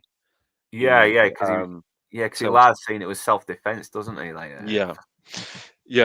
I think he said that he said, come outside. I'll get you a gun. I'll get you a gun if you want a gun. I'll get you a gun. So he steps outside with Sammy the Turk. He says, "Yeah, my people are going to be arriving soon." And he says, "What people?" He says, they're not here yet, but they'll be arriving soon. And he kept saying, "Who are these people?" He's going, "Yeah, they'll be here in a minute. They'll be here in a minute." And he turned around to him and said, "You brought me out here to kill me, didn't you?" And he just sort of looks at him and he pulls a gun on him and shoots him, killed him. And I think he did say that it was self-defense, but obviously it wasn't, because he confessed on his deathbed, that he just out and out killed him because he was paranoid about him bringing other people in to do the hit on him. Yeah. And plus the fact that he was doing drugs at the time didn't help. I mean, that's going to fuck your head up a little bit. Yeah. But it's interesting the way that he does. I mean, even as far back as, like I say, 2013, prior to his death, that he would still kind of try to justify all of his actions by claiming to be some form of moral crusader. A deadly Robin Hood, so to speak. Yeah. Yeah, no, it's one of these things where you don't know whether to like the guy, because I would have kind of loved to hang out with him, but at the same time, where would there be a moment where I think, I probably would need to avoid this guy. Yeah.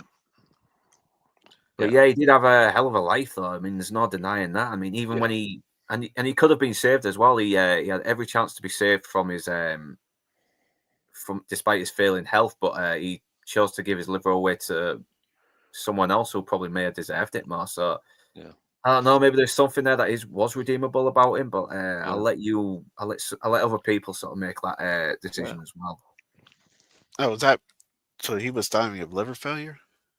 Yeah, like cancer and everything as well. Cancer, and I thought well, that's 60 Minutes. They said that he had stage 4 liver cancer. Oh, yeah. So it was nasty as well. It was nasty. He showed his belly and everything from when he got. Oh, that's right. Yeah. Oh my God. Yeah. I remember this.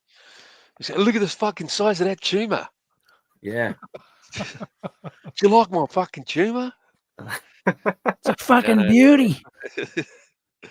Yes. Oh, it's grotesque.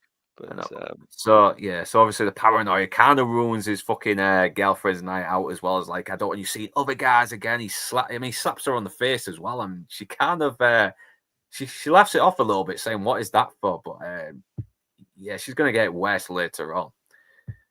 And he finally does grow some balls and start getting aggressive towards Neville, saying, "What are you fucking looking at? Hop along, you fucking cripple. Want to finish it?" And he starts shooting up the nightclub, and I love that everyone hears it, because no matter how loud that music plays, you're always going to hear a gunshot. Yeah. And apparently this was not the first time as well, or the last. He had shot that nightclub up a good few times occasionally. It kind of became like a tradition of choppers shooting that nightclub up. You would think they would learn not to let him in. Just pat him down at least. Come on, guys. He seems to have calmed down, but he's trying to reason with her a little bit as well why he's doing what he's doing. But she's like, "Mate, you're fucked in the head, man. You really are." And he seems to he's got this insane idea of trying to have a normal life for her and everything, but it's just ridiculous to her, and really, isn't it? I mean, she's so used to working in the brothel that and she's heard this before as well. She's had many probably other customers say this shit to her, saying, "Listen, I could get you out of this and we could have a normal life." And yeah, it's all stupid to her or anything. These guys are stupid to her. You know, this is why he probably should have been a bit more of an arsehole and she probably would have loved him more. Yeah, the ladies love the assholes. Yeah. Yeah, it's I mean that just that particular little thread of the story, it's a theme that's followed in Mona Lisa quite well, I think, with the Bob Hoskins character George and the prostitute in that. Yeah, it's that Yeah, I need kind to of watch that. I can save you, I know, Oh, yeah, okay. and she kind of like she kind of mocks him as well, and you can see he's really fucking offended from this as well. He's tried to be a little bit caring towards her, and she's just knocked him back and destroyed him a little bit. Yeah, and he goes back into his paranoia straight away as well. Just the way his face just turns. I mean, that is pretty scary. And that's more that unmasking. It's not so much that she rejected him; it's the fact that, well, it's more along the lines she rejected his ability, and there he is unmasked again. I know. Not so much that she doesn't want him; it's just, I don't believe you. Yeah, she probably heard this before. She really has. I mean, she's a Oh, prostitute. yeah. She's had loads of men that probably have fallen in love with her, which is a big mistake. I mean, come on. Come on, it's like someone sells a pair of shoes that has been worn by 10 different people. The value is going to go down for you. Sorry. Yeah, it's true. Yeah, and plus the leather gets a little bit slack as well, doesn't it? Yeah, It's smooth. Yeah. But it's like Neville fucking Bartos guy, isn't it? He's immediately has found someone to take his anger out and paranoia out on her with. I mean, she kind of like plays it off a little bit as well and all casual, but then he gets aggressive and eventually he's like, "Who are you kissing?" He's like, and she does try and sort of get him on the good side a little bit, but it's not working. He says, "You get away from me with that mouth, that taste of that wog's cock," and it's like, Jesus Christ, man. And she's had enough. You're like, fuck this guy. He's no help. Yeah, he even spits at her as well when she gets out. But then again, he feels a little bit guilty. He tries to go back in and try and win her back, which is a bad idea because he makes it worse. And apparently, Chopper noticed he had this weird duck walk. So he ducks walk. He ducks walk. Fucking hell, sorry about that. He duck walks up to the house and he's like, "Listen, come in. I mean, I didn't mean what I did. I love you." And she's like, "Nah, fuck off. I'm not letting you in. Go away. Go away. You're crazy. You're nuts." He's like, "Well, yeah, I'm fucking going then." And he trashes her car. Apparently, this was her car that he was trashing. And he just goes fucking nuts as well. He just storms in everything. He starts getting aggressive towards her, even scaring her mum. Is like, and he starts blaming her for scaring the mum. He's like, "Listen, you're scaring your bloody mum now." And he's not screaming like a maniac as well. He's actually very casual about what he's doing here. I think that's what makes him quite a scary he's a fucking proposition maniac, to face. Yeah. He's just so unaware of the situation, isn't he? Yeah, it's like he's not even conscious there as well. It's just like something just took over him and went on a rampage. Yeah, there's almost a disassociation, isn't there?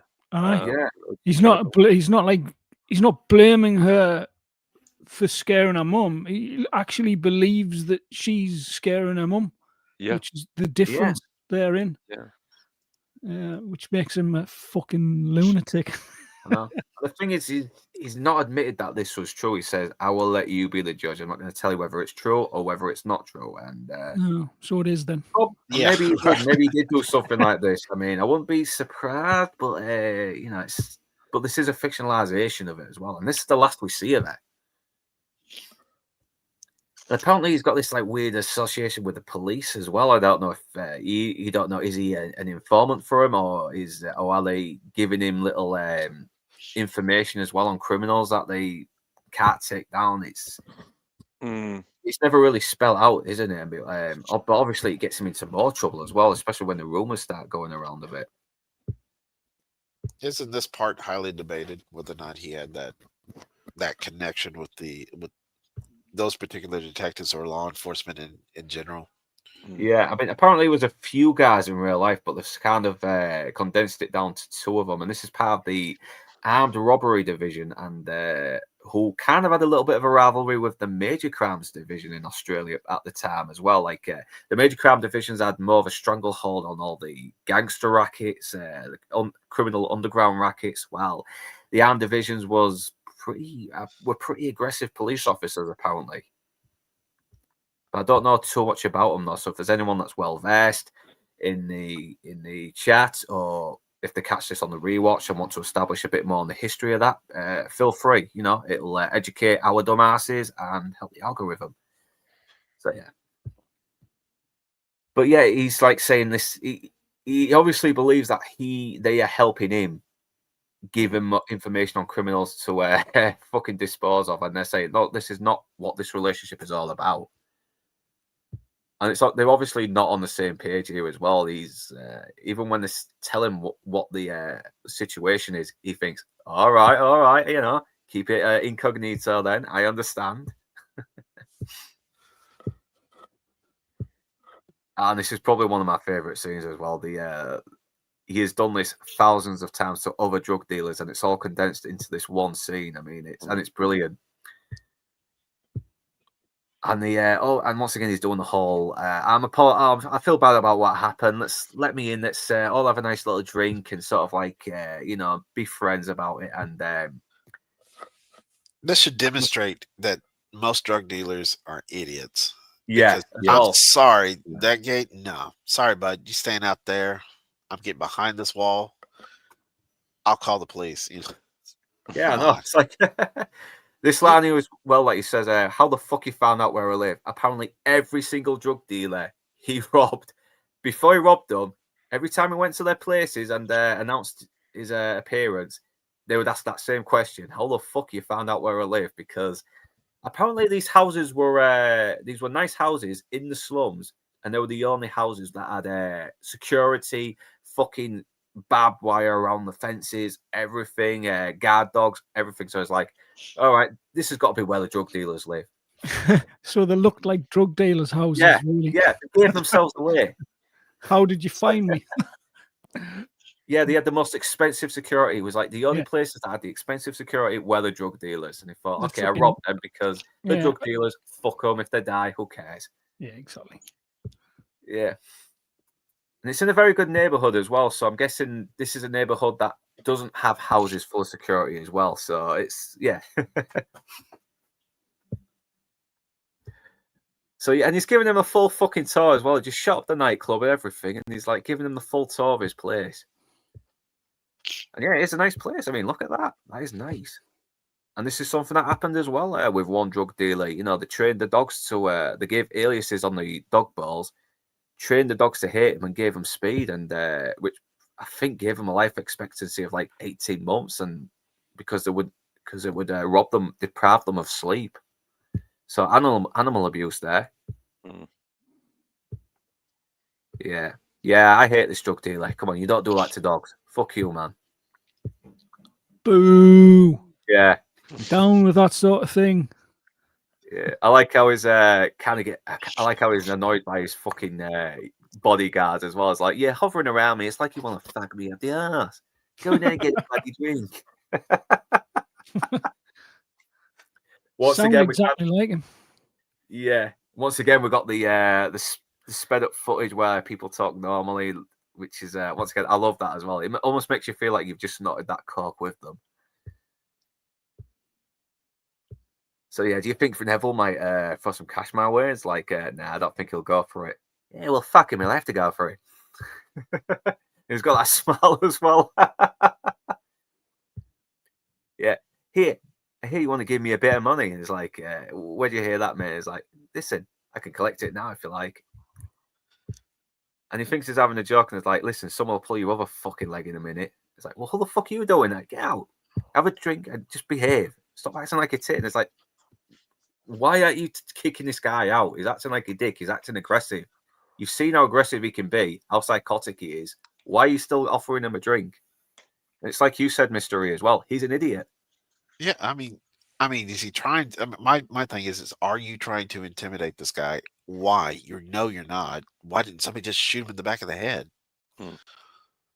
I mean, jeez, I should rob Australian drug dealers. I mean, this would be easy. Apparently, No. I wouldn't be surprised if he didn't go further than that. He's a sociopath. He wrote his experience, so they usually focus on what they do and rarely make things up. So yeah. Oh yes, Nixon said something careful with the screenshots. You started buffering a bit on YouTube. Don't get hit. This clearly is fair use due to commentary by a sweaty and gross panel. Yes, ain't that the truth? How to prove you ain't crazy? Wreck a car and barging. Yeah. The only thing missing was a neon sign saying drug dealers here, half price off everything in one day. Yeah, they should have just done that anyway. Save the trouble. Save some money anyway. But obviously, I like. It's like, oh, listen, I was only joking. Listen, but in all seriousness, I am a bit broke. Could you lend me some money? And he always knew they were bullshitting as well, even when they said they had no fucking money. So when they did decline him when he was being polite, he would actually do that method he would always do it. He would actually count how long it would take to get from where they were sitting to the front door. He would do us every time. So Neville denies there's any money, and Chopper just goes back into sociopath mode and says, "Well, I reckon I could.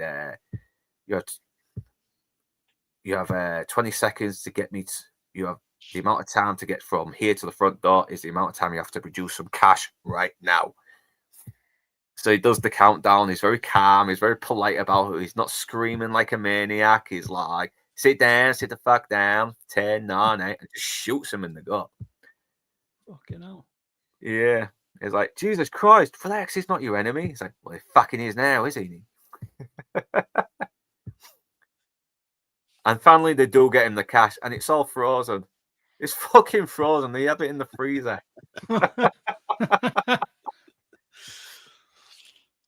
Listen, what are you having a whinge about? Best your bloody appendix or something? It's like, you shot him in the gut. That's a painful way to kill. That's a pain. That's excruciating pain. And he could die of shock. Well, you could also last forever. It's one of the most. It's not a what they call it. It's a lengthy death. In other words, and painful. I know. And so it's like he needs a hospital, so he took him to the hospital. He's like, no, I didn't take him to the bloody hospital. I mean, why would I shoot a bloke, put him in the bloody car, and drive him to the hospital? It defeats the purpose. It defeats the purpose of having shot him in the first place. Other than that, it's bloody insulting. It's bloody insulting. And then it cuts back to him saying, "All right, we'll get him in the hospital. We'll take him to the fucking hospital," which he actually did. Apparently, he did.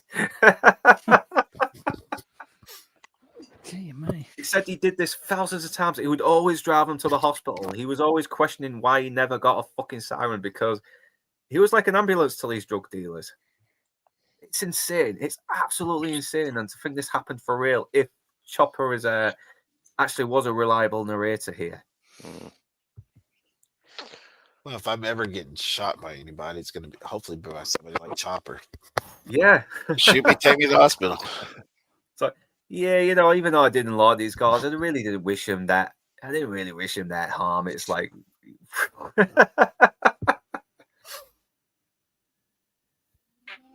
But yeah, the rumors going around he did take him to the hospital. I mean, of course, he's denying it as well because, why would you admit to something like that? It's crazy. Why would he admit to anything to the police? I know. It was what he did with that. Was it Sidney Collins, the biker guy? He was. Yeah, I think he mentioned something about that guy as well. Yeah. What was it? He said.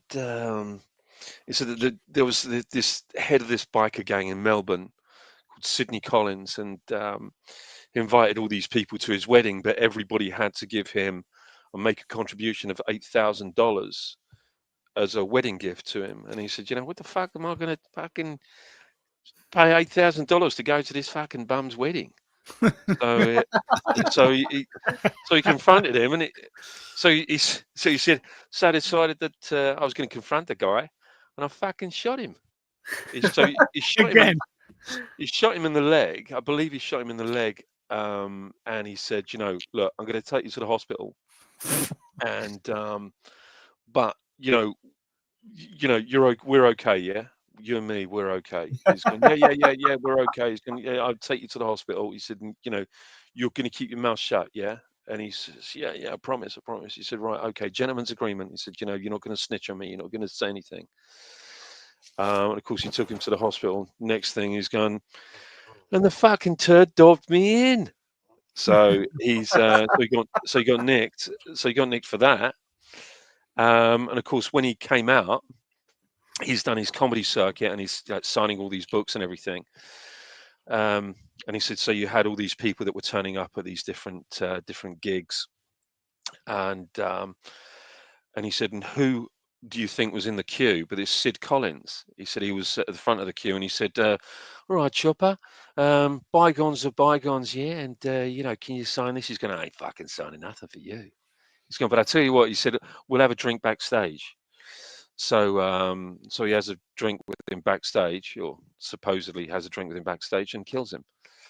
And then buries his body somewhere on the outskirts of Melbourne. Shit, man, when was this? This was in 2000. I think it was 2008. He did Christ, that. Man. So you still did something even after the book. Yeah, he did. Yeah. I think he said it was 2008. 2000. Yeah, it was 2008. And because he said he never forgot. He never forgave him for giving him another, I think, 8 years inside by grassing him up to the police. So he got another 8 years or so. I think 7 or 8 years. So Yes. So he killed him for it. Holy shit. Yeah. Well, at least he took him to the hospital, though. In the first place, The first time, yeah. And then he took him to his burial ground. Yeah. What a lad. Yeah, should have just kept away from him. He would have lived longer. So this scene is so fucking funny as well. All right, he's already got information that there's a hit out on him from Neville Bartos over what's happened, and then not only that, people are hearing about the rumours of him being associated with the armed division. And then this beautiful blonde walks in with this, I think this Turkish guy, something like that, and they're telling him all this stuff. You got to take it seriously as well. What this rumor is going around, it's going to cause a lot of trouble for us all, and especially with the hit. And what does he do? He whips his cock out for no reason. Oh shit! Oh shit! I thought, Jesus Christ! I thought I got the shot of the woman, but no, it must have cut pretty quickly once the once the camera went off. Jesus Christ, man! Yeah, it's every time I get a screenshot as well. It must have cut straight to that frame as soon as it went off. Damn, man, yeah, because I was mostly trying to keep it onto that frame, but yeah, Christ. It's a fake penis, YouTube. You can't ban me. It's fake. It's totally fake. It's a toy. Yeah. Oh, we've all done it. We've all whipped our cock down on you. I know. Apparently, in the commentary, he says, "I don't know why I did it, but I just whipped my cock out." If in doubt, whip it out. Yeah, exactly. Yeah. The very words I live and die by. Yeah, it's okay to laugh as well. Like, put them away, Mark. It's like, hey, you want to have a look at it? It's like, no, I don't want to fucking look at it. Yeah, so now he's gone to be reunited with his old friend Jimmy Loughnane, who in real life was already dead, and so obviously this is, he's taking the place of a real guy who he was willing to kill as well, because he suspected this guy was going to be one of the people to kill him. So yeah, it's like, I'm here to sort out about this rumor that's been going around. It's like, what rumor? It's like, well, I'm going to clip you. It's like, well, I haven't heard about that. Yeah, well, it's not true. And he does manage to convince him to open the door to him as well. I mean, he's very reluctant at first, Jimmy is, because he's very paranoid about what happened with Chopper as well. He's making the excuse like, listen, I got kids here, and they'll be scared of a man with no ears. But really, he's just kind of scared Chopper is gonna. He knows Chopper is out to get him. Chopper knows he's out to get him, and but eventually he does come around and let him in, even though he's not very. Even though he's a little bit suspicious about it. He's like, are you armed? He's like, of course I'm bloody armed. There's a bunch of peanuts here trying to kill me. And this was a little trick he used as well. He would throw in this Colt Python. He'd throw in all these guns, the 410 shotgun, some other stuff, the knife, but always keep the Beretta with him, the 32 Beretta, of course. Yeah. And yeah, obviously this is based on another drug dealer as well, who also had a wife who was a junkie and everything. And I've known a couple of people like these, and she acts very much how a junkie who has kids acts. Yeah, she's not all there. Her brain's fried, everything, because she's on fucking drugs. It's sad. It's a sad thing to see, especially when someone has kids. But we've all been in living rooms that look like this as well, haven't we? I mean, look at that. Oh yeah, Still living one. Yeah. The coffee table with all this shit thrown all over it. Nothing's been tidied up. Dishes are being piled on for God knows how long. And you mentioned this as well about these big rich drug dealers that he robbed as well. They would have dishes that have been piled on, for months and not being cleaned. They got flies and everything, and they had TVs as well that were piled on top of each other, all broken except for the top one, because instead of just because they shot the fucking TV and didn't clear it up and get a new one, they just piled it on top of the broken ones. Insane. Yeah. Yeah, you watch the interviews with him on the DVD extras, you'll learn more. It's crazy. All that money, and they couldn't even fork out for a fucking maid or something like that. They were too busy spending it on stupid shit like tracksuits and fast cars and that. Yeah, so he is been very affable as well to the kids. The kids liking him a little bit. He's been very playful. He's like, I don't think I could have a family. Something that could be used against you. And he's obviously saying it in a very threatening manner, but making it out like he's being casual about it. Yeah. And yet Jimmy knows as well. The look on Jimmy's face when he says that. Yeah, and obviously he's telling the kids to go to bed, and she's like, I don't want to go to bed. And it's like, yeah, you can tell this woman's brain's not all there, everything. It's like, fucking hell, man. Yeah, go on, Shazza, take your mummy to bed. Very funny line. And yeah, Jimmy gets straight to the point after the leave. He's like, Mark, what are you doing here? And Chopper's like, yeah, well, can't a guy see a friend? He's obviously building up to confronting him about, the fact that he's going to be the guy who's going to try and kill him.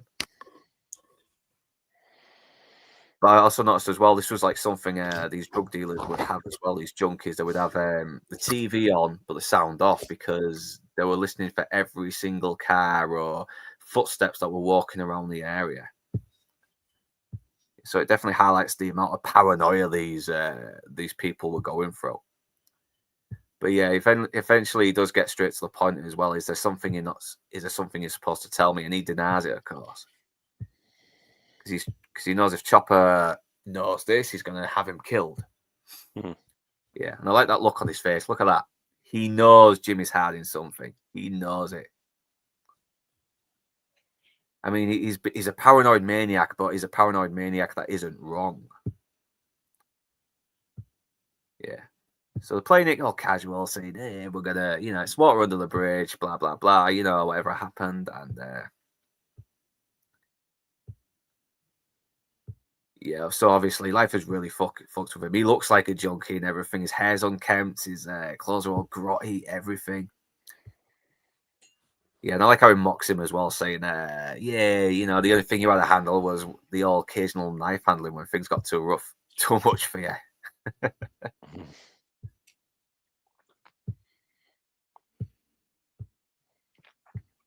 So yeah, and this one I actually thought was stupid of Chopper to do. I mean, I don't know what your thoughts are on this as well, but he's basically telling someone who knows a drug dealer. He knows he's a drug dealer, that he's working for the cops. It's like, why would you do that? I think he's just trying to force his hand. Honestly, I think.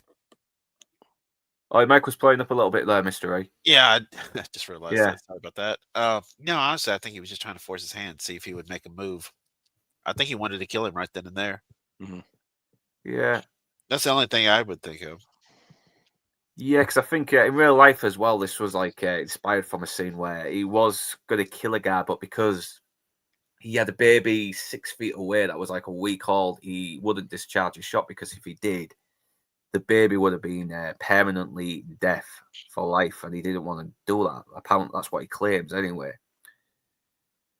But here, obviously, it's been changed to where he does try to kill him, but then the guy's like, listen, kill me in front of my kids, then go ahead and do it.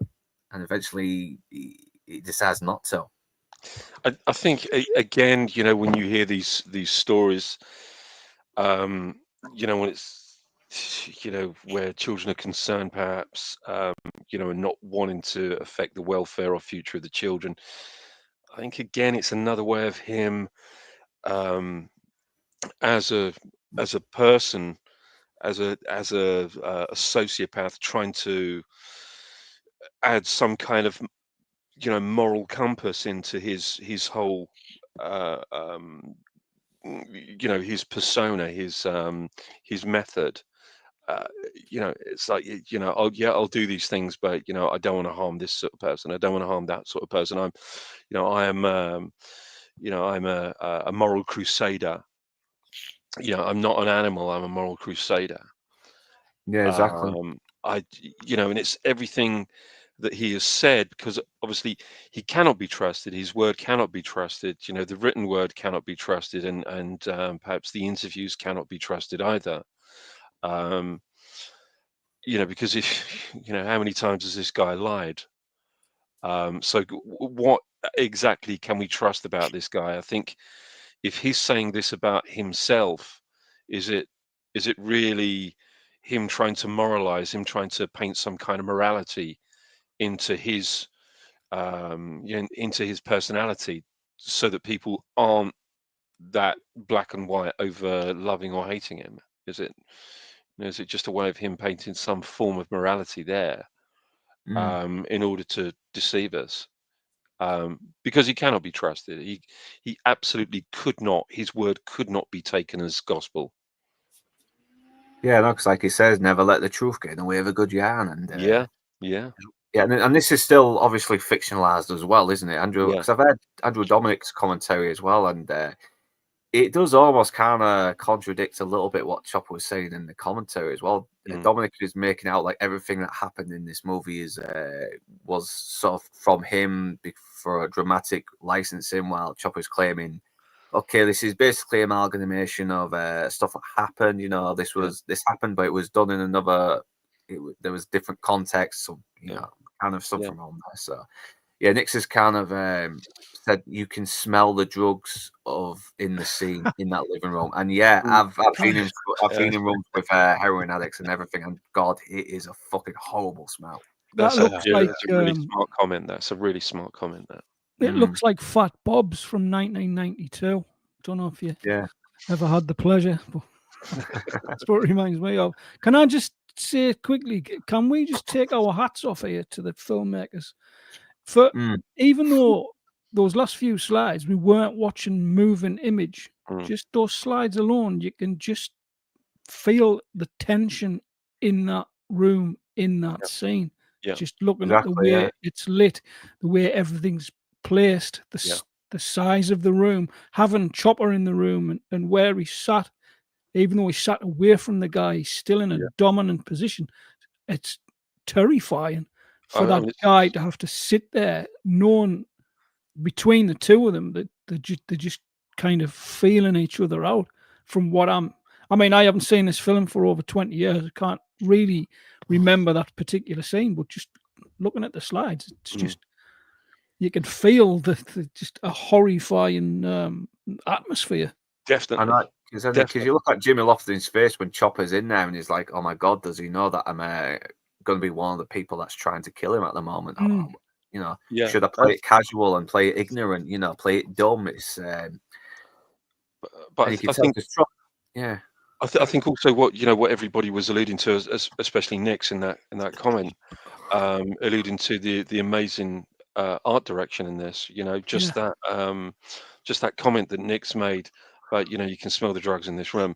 It's it's actually a really, really good comment, because it's such a testament to the fantastic art direction in this movie. And the only other place that makes you feel quite so sick, I think, looking at in another movie, I think, is in the movie Joe, with Peter Boyle, um, when the guy goes into his daughter's apartment, that she's in which she's living with her junkie boyfriend, and it's an appalling, sort of disgusting shithole of an apartment, not that dissimilar to this. Drugs ephemera sort of everywhere, it being a complete toilet. Well, Um, in the making of Joe, didn't they actually visit actual drug dens or apartments, if I'm not mistaken? I don't know. I'm sure you're absolutely right.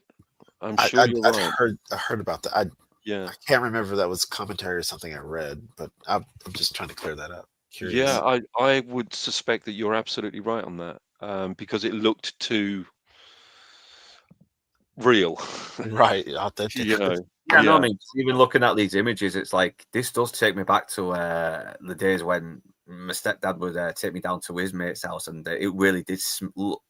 There was actually decor very similar to that, even into 2000s. It's like it not changed that decor probably since the late 70s, and yeah, it does spark some memories as well, like not just visually, but smells, everything. Well, it's also the lighting. I mean, the green Yeah. coloring to it, it kind of gives you a nauseous feeling, like you're unsettled with it. Yeah, it's depressing as well. You feel depressed being in Well, that place. it's a sickly colour, isn't it? Yeah. If you are ever ill, people used to say, especially when I was a kid, you're green behind the gills. Yeah. Meaning that you looked ill. Yeah. So yeah, very good. But I mean, can you imagine if people paid as much attention to the mise en scène, as it were, in this day and age as what they used to back in the day? Yeah. And it's not that long ago, is it, that we've actually seen that dissipate, and we're now faced with movies and TV shows that are infinitely disposable now. We're now faced with Alien Earth, where a spaceship crashes at 1,000 miles an hour into a building, and in the science block, all the microscopes and equipment are still on the benches. Anyone? Oh yeah. Yeah, Critical just released Dear his Lord. latest video on the latest episode of it, and God, he's still watching it, isn't he? Bless him. He's going to have he looks like, I have a feeling when I watch that video, he's going to sound like he's going to have a fucking heart attack because he really is not. He's going to end up like Chopper, isn't he? He's just going to go total psycho. Yeah, I wouldn't blame him. I mean, the sad part about Alien Earth, to get on the crash side, is that because I got a background and I have a good degree in physics and mathematics, excuse me. And I was like, okay, I can rationalize this, the angle of it, the speed at which it was entering the earth, da da da da da da da. Even going as far as why they didn't see it, because it's coming from the whatever. It's like you said, when I saw the scene where the equipment was still on the damn table, I'm like, screw it, I'm done. Yeah. I think it would have evaporated, but that's just me. Plus, the thrusters were still on when they got to the crash site, so it was going along at quite a clip. Just no excuse. Utter shite, as we say. Yeah, I mean, the good thing about Alien Earth is that I'm not in the slightest bit interested in it. Or involved in it in any way. That's the only good thing about it. Yeah.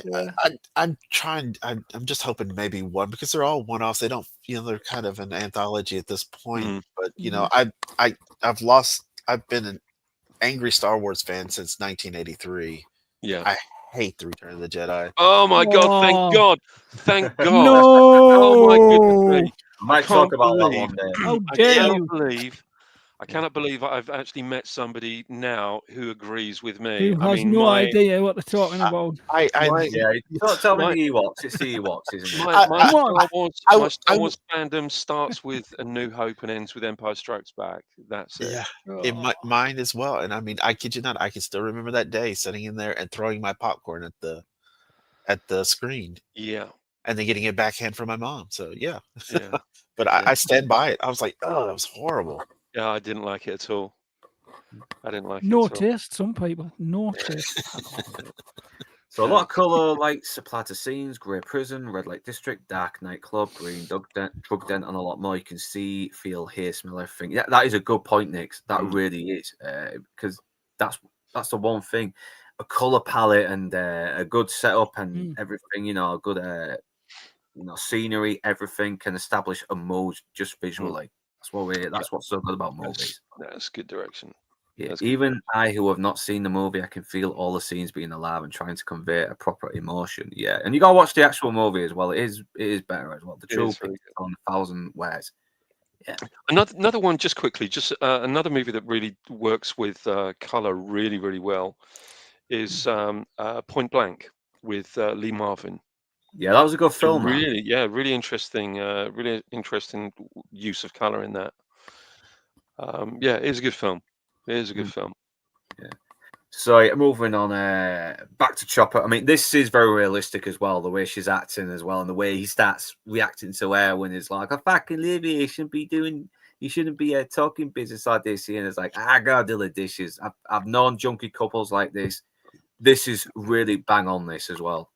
They actually do come across as a real junkie couple. I mean, it's incredible how accurate it is and how realistic it is. I mean, top marks to Andrew Dominic because he seems to really know his stuff, and I really need to check out his other stuff. But yeah, Chopper's already the ball's kind of dropped now. It's like, so there's nothing you're supposed to tell me, Jim, and he's still trying to deny it. It's like, yeah, well, you must have had 24 contracts out on you. So what of it? It's like, well, apparently Neville Bartoff and Nick Astaropoulos, which is never seen in the movies, but probably will. There'll probably be a lot more information on the guy in the books, obviously. And the rest of the fairy godfathers. So there's a few fucking big drug lords. He's already pissed off a few drug lords already here. And he's probably, and you don't really need to see the others as well, because what he did with Neville Bartos, he's already done to the others. And this time he actually gets straight to the point, saying, "Well, I heard you're the one that's supposed to do it." So he pulls out the Beretta that he didn't. That Jimmy didn't take off him because Chopper said in the commentary, "If I pass a few guns and they keep one gun on me, they're not going to suspect, because if I'm giving away all these guns, why would they think I have another one?" It goes right back to pat down, solves your problem. Yeah, it goes back down to being the drug dealers being idiots as well. Yeah, just keep your door locked. That solves. Yeah, just don't answer the door. You should have just shot him through the fucking door. I mean, he had a contract out on him, didn't he? It's like, Fuck okay, your door, you fucking idiot. Yeah. And he accuses him of being paranoid. He's like, yeah, well, just because I'm being paranoid doesn't mean people are trying to kill me. And he's right. His paranoia has kind of kept him alive, even though it's made him do crazy things. And yeah, he's using that. I've got kids here. You know, and apparently he does. He looks like, now this comes across like he's growing some balls and saying, "All right, well, fucking do it. Fucking kill me in front of my kids." But really, he's just being a coward and using his kids to try and talk him down. So yeah, eventually he does kind of retreat back into his conscience a little bit, and he does actually bung him some money to try and help him get back on his feet. I mean, even saying, "That's not for drugs." So once again, it's like you said, Mr. E, the mask is slipping. He goes sociopath, but at the same time, that remorse comes back to him. But Jimmy turns out Chopper was right. Jimmy is has been in contact with Neville, and you know, he knows he's going to Bojangles, and apparently Chopper has mentioned that intentionally as well to try and see if Jimmy is going to try and kill him. Yeah, and all of his mates are saying it. I'm hearing it everywhere. You're two-faced and that you with the cops, and it's like, listen, you got to look behind the actual bitterness of the people spreading these rumors, because I'm not well liked. And I was having to go to the police for getting this information. I was like, mate, you've been fucking boasting about it yourself to everyone. What the hell?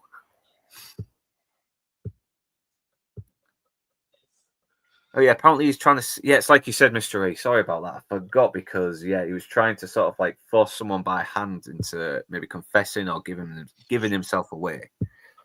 So, Yeah, I think this was just elaborate. If we're to believe the narrator, so to speak. yeah, like you said, he's up. a very unreliable narrator. He's even he's stated there, put me in front of a camera, I will lie my ass off. So, Yeah. and he's not wrong as well. It's because it is a good yarn. If he's bullshitting, then he's created a very good yarn out of that bullshit. Yeah, so this is where Sammy the Tech is, you know, playing it sweet with him and everything. And as soon as the blonde guy says that's Sammy the Tech, and he's like, really? And like, okay, what's so special about Sammy the Tech? Like, does he suspect he's one of the guys that's meant to kill him or whatever? But either way, he leaves him outside. And then he starts pulling the shotgun, asking him, whose team are you on? And he says this weird thing, Footscray, starts speaking Turkish for some reason. And and the text, he comes across very naive to what's happening. He doesn't seem to be very aware of the situation. He thinks Chopper's having a laugh with him, but then he sees he's serious, and then he's like, yeah, well, fuck you, then.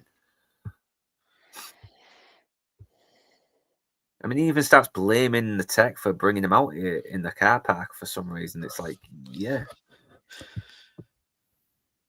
Sorry, Mr. E, was trying to say something. Yeah, I was just thinking to myself, it's kind of hard to believe that a 410 killed him. I mean, yeah, it's not very powerful shotgun, is it?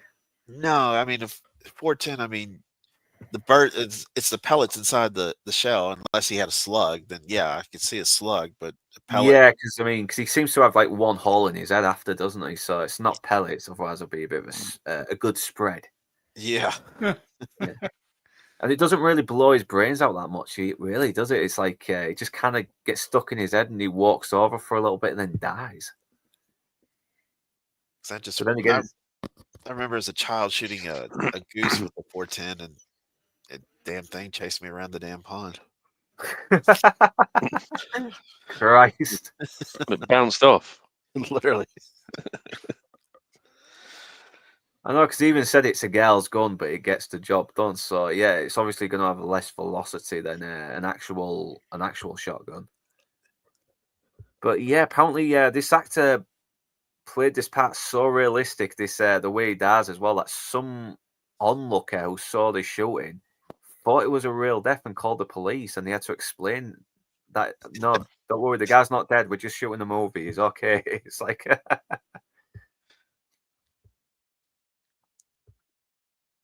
And once again, he gets no remorse, doesn't he? He's like, "Oh shit, you all right?" It's like, "You shot me in the head with a fucking shotgun. Of course, I'm not all right, you You're bastard." all right. Yeah, it's that again. It's that sort of veneer that he has to kind of bring up to protect himself. Yeah. You know, just it's like he doesn't want people to think that he is what he is. It's it's bizarre, utterly bizarre behavior. Yeah, I think he's like trying to convince himself he's still, Trying to like, an convince honest man himself. somewhere. You're right. I think it is that. It's trying to convince himself. Yeah, You know. he's giving you a challenge now on fucking Inside Man. Sorry, Inside Man. Point blank is trash. Prove me wrong in the live stream 24-hour format. I dare you. Yeah. Okay. Does it have to be 24 hours consecutively? I'll Because do we could that. do like 2 hours here, 2 hours, 12 I'll times. do that. Hey, there's 24 hours for you. Yeah. They went I'll out. do that. The color changed to yellow orange. The other guy retreated to his green room, drug den. He's on the shady parts of the restaurant. That is fucking good noticing that. That is really good. I mean, it's the first time I watched this in a while as well. So yeah, Christ. Legends say that the ghost is still chasing and looking for Mr. E. I'm ready now. Yeah, I the got some ghost was buckshot hiding loaded. his. Yeah, the ghost mafia's on. Put a contract out on your head. Now this time I've got an AR style shotgun, and it's got a 100-round clip, so we're ready. That's nice. Yeah. Yeah, so Jimmy's wife has caught as witnessed everything that's happened as well, saying, "I bloody show him." And it's like, so he's obviously trying to calm down to get the fuck out of there, and yeah, his body's there. You can see all the police cordoning off the crime section, everything. This is where Chopper starts admitting that he killed him, but it's in self-defense. He's changed the story around everything. Like, this time the tech has brought him out to the car park to show him something, but then the tech just grabs the gun from his pants. It's like, show me your bloody gun, show me your gun. And he's clicking, but the hammer's not cocked, so he can't shoot him. And he's like, listen, I need to kill this guy now because he's going to figure out something about the hammer, and then blows his brains out. And the way he's telling it as well, he's telling it like he's showing off a little bit to his cop buddies. And Eric Banner just plays it so well. It's that look right there. I mean, that right there sold me. And it's almost like he's convinced himself that this is what actually happened. I don't know. Does he think that? Does he remember that actually happening, or is he bullshitting? Bullshitting to these coppers? We don't know. It's very ambiguous as well because he seems very sure about it. Mm. All we know is that he did kill the tech, but it's and that it wasn't in self-defense. But I don't know. It's like, and I love how upset he gets as well when they think, listen, we know you didn't shoot the tech, all right? So why are you lying to us? It's like, yeah, but this is the murder weapon, 410 shotgun. It's like, okay, it's a 410 shotgun. There's a million of them. I'm sorry, but if this actually happened, the cops must, wheelbarrow their nuts into the place, because I would not be just sitting there with the guy just whipping out weapon after weapon. Mm. I mean, just to remain that calm. I know, it's like I would have drawn down at least twice. Yeah, so, and the fact that he's a notorious criminal anyway. I know. Exactly, that too. I mean, for goodness sake. This is where I think the suspension of disbelief, I think, really has to come into play here. Yeah. I know. I think the only thing true about this is that they did eventually arrest the wrong guy for this, even though Chopper was actually adamant. Listen, I killed the bloody tech. What do you mean you got the guy who actually did it? Because the tech had apparently bashed this guy's girlfriend, and the cops obviously brought him in as well because he had a 410 shotgun. They put two and two together, and that guy was to blame. And Chopper was unfortunately not the main suspect. And of course, they did eventually find out it was him, and they didn't actually admit that Chopper had told them this until 2 weeks after Chopper was convicted of it.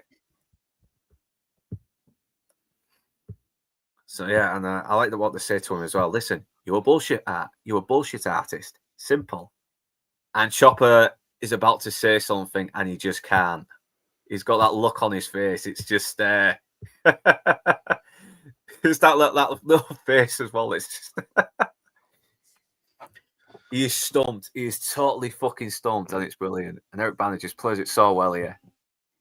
See, I think that line, you're a bullshit artist, is perhaps the most profound and prolific line in this, in this entire movie. It's because we've been fed a lot of bullshit. Let's face it. We don't.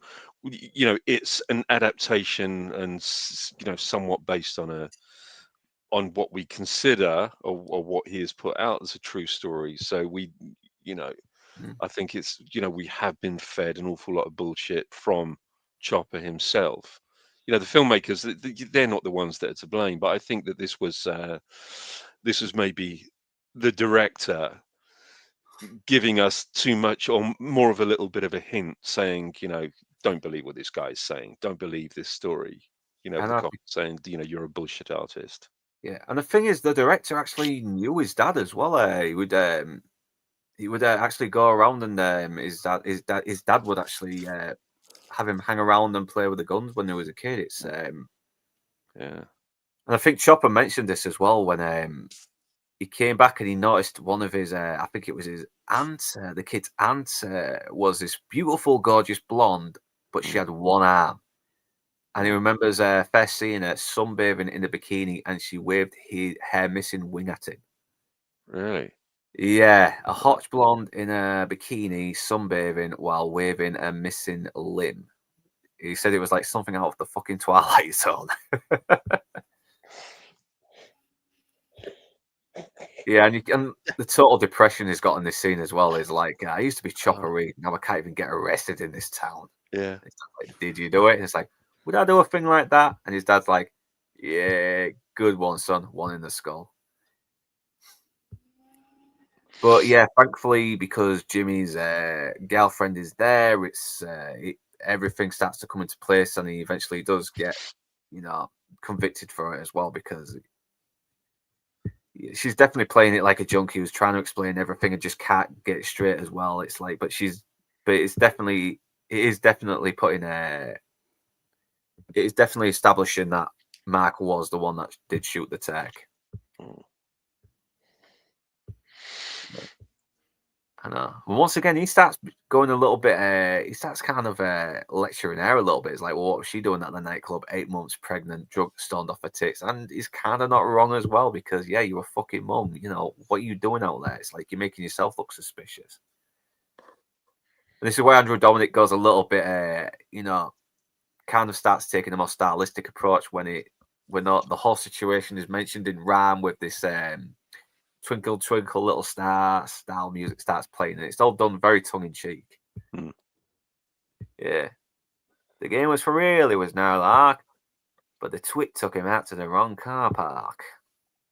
Silly boys, that's all the Chopper had to say, and poor little Sammy got blown away. And I like how he found it all amusing as well. Like, yeah, look at these fucking idiots. It's like, yeah. How the fuck have these guys not gotten killed already? And yeah, he gets done for it, and he's like, well, I think it was a very fair trial. It's like he's got his audience around him, everything, because yeah, he does seem to enjoy the attention.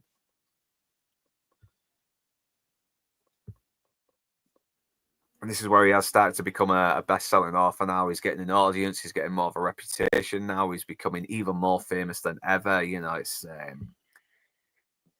this is real funny as well. All these fucking weirdos taking these photos of him. And yeah, this is so true as well to the whole, how people have become celebrities, even despite committing such crazy acts, horrendous acts, violent acts, whatever you name it. Well, Charles Manson was about to get married before he passed away. Yeah, that is crazy, that as well. Yeah, and this guy probably brainwashed. I know he brainwashed a bunch of probably equally psychopaths to do more evil shit. Like, well, what surprised me more than him actually getting married is the fact that he didn't. He called off the wedding because he values his freedom that much. Christ, man. Yeah, it's another reason why hippies are idiots. It is. Yeah, so he's got all these weirdos as well, funny looking homosexuals, spunky ladies in lingerie, and and some hot chicks as well, writing doing protest groups for Chopper Reed, and it's like yeah, even all the other prisoners are kind of clinging on to him as well. Impressionable young convicts are wanting to hang out with him as well, because they're trying to see him as some kind of like mentor to him, which is it happens. Yeah, even mimicking him as well, which is kind of crazy. But once again, it shows just how charismatic and very entertaining he is as a not just the character that Eric Bana is playing, but the real guy. He's got that, he loves to entertain people. He wants to give the original influencer. Yeah.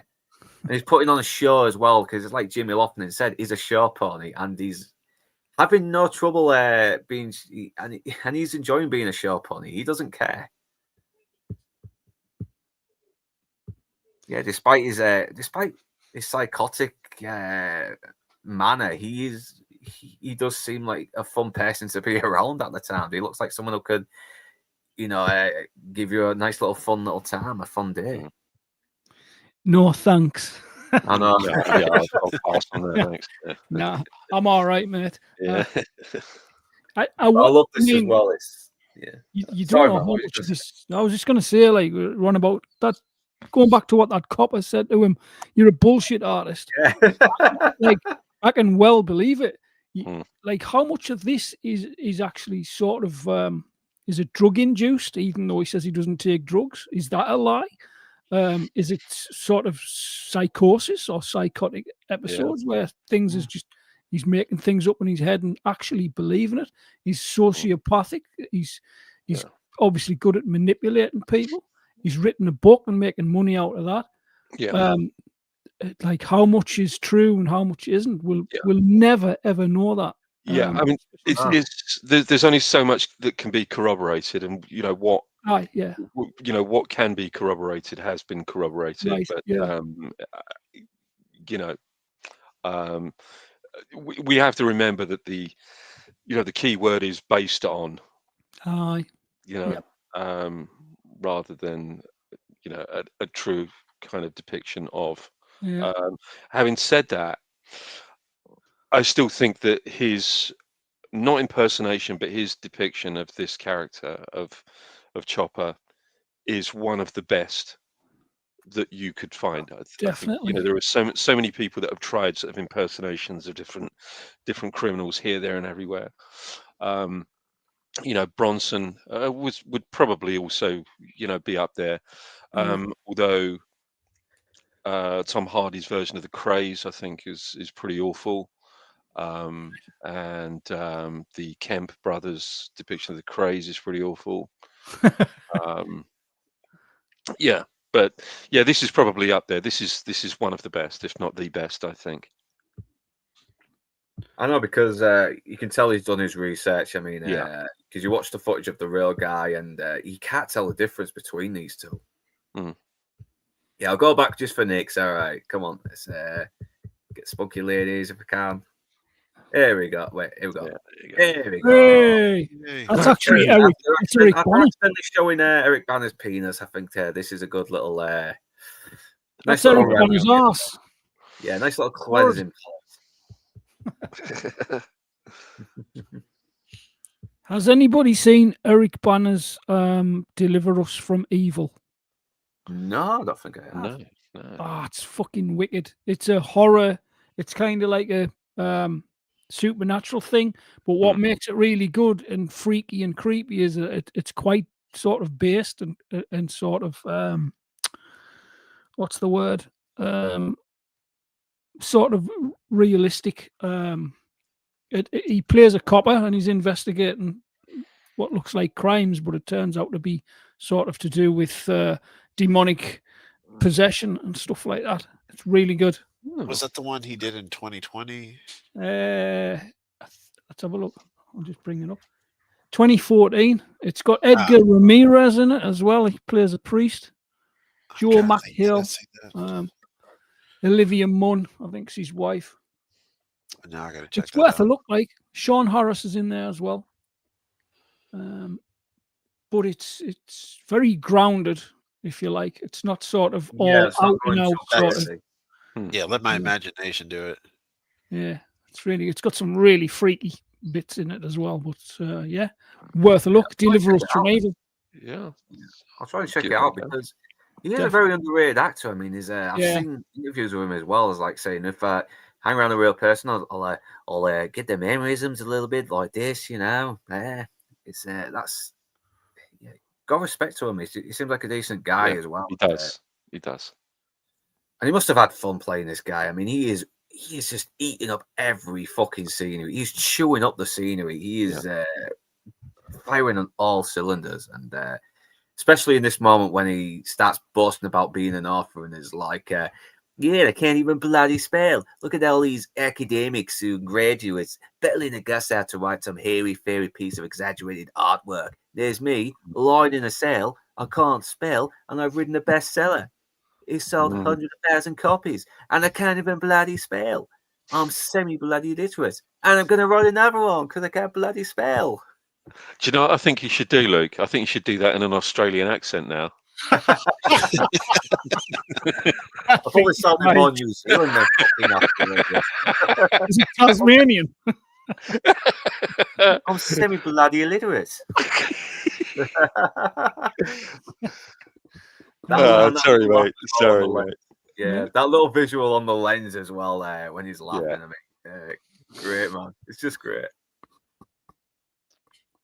And you can tell. Don't forget, he was also in Star Trek. Don't forget. Oh yeah, it's the villain in that. I forgot about that one.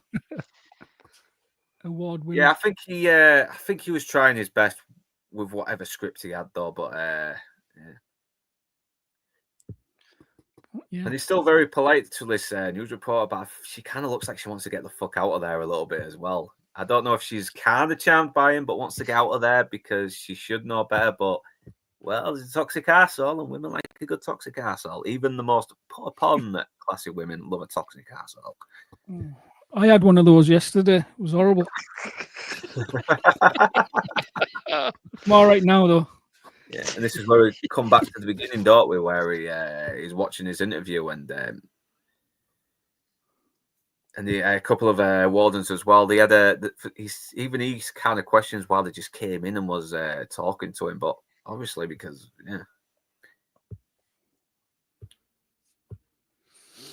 And I love this line. Did you really cut people's toes off? And it's like, yeah, he used to hit them with the bolt cutters, and they love it. So what they like about it is like, well, the way they just pop off. Oh. So satisfying.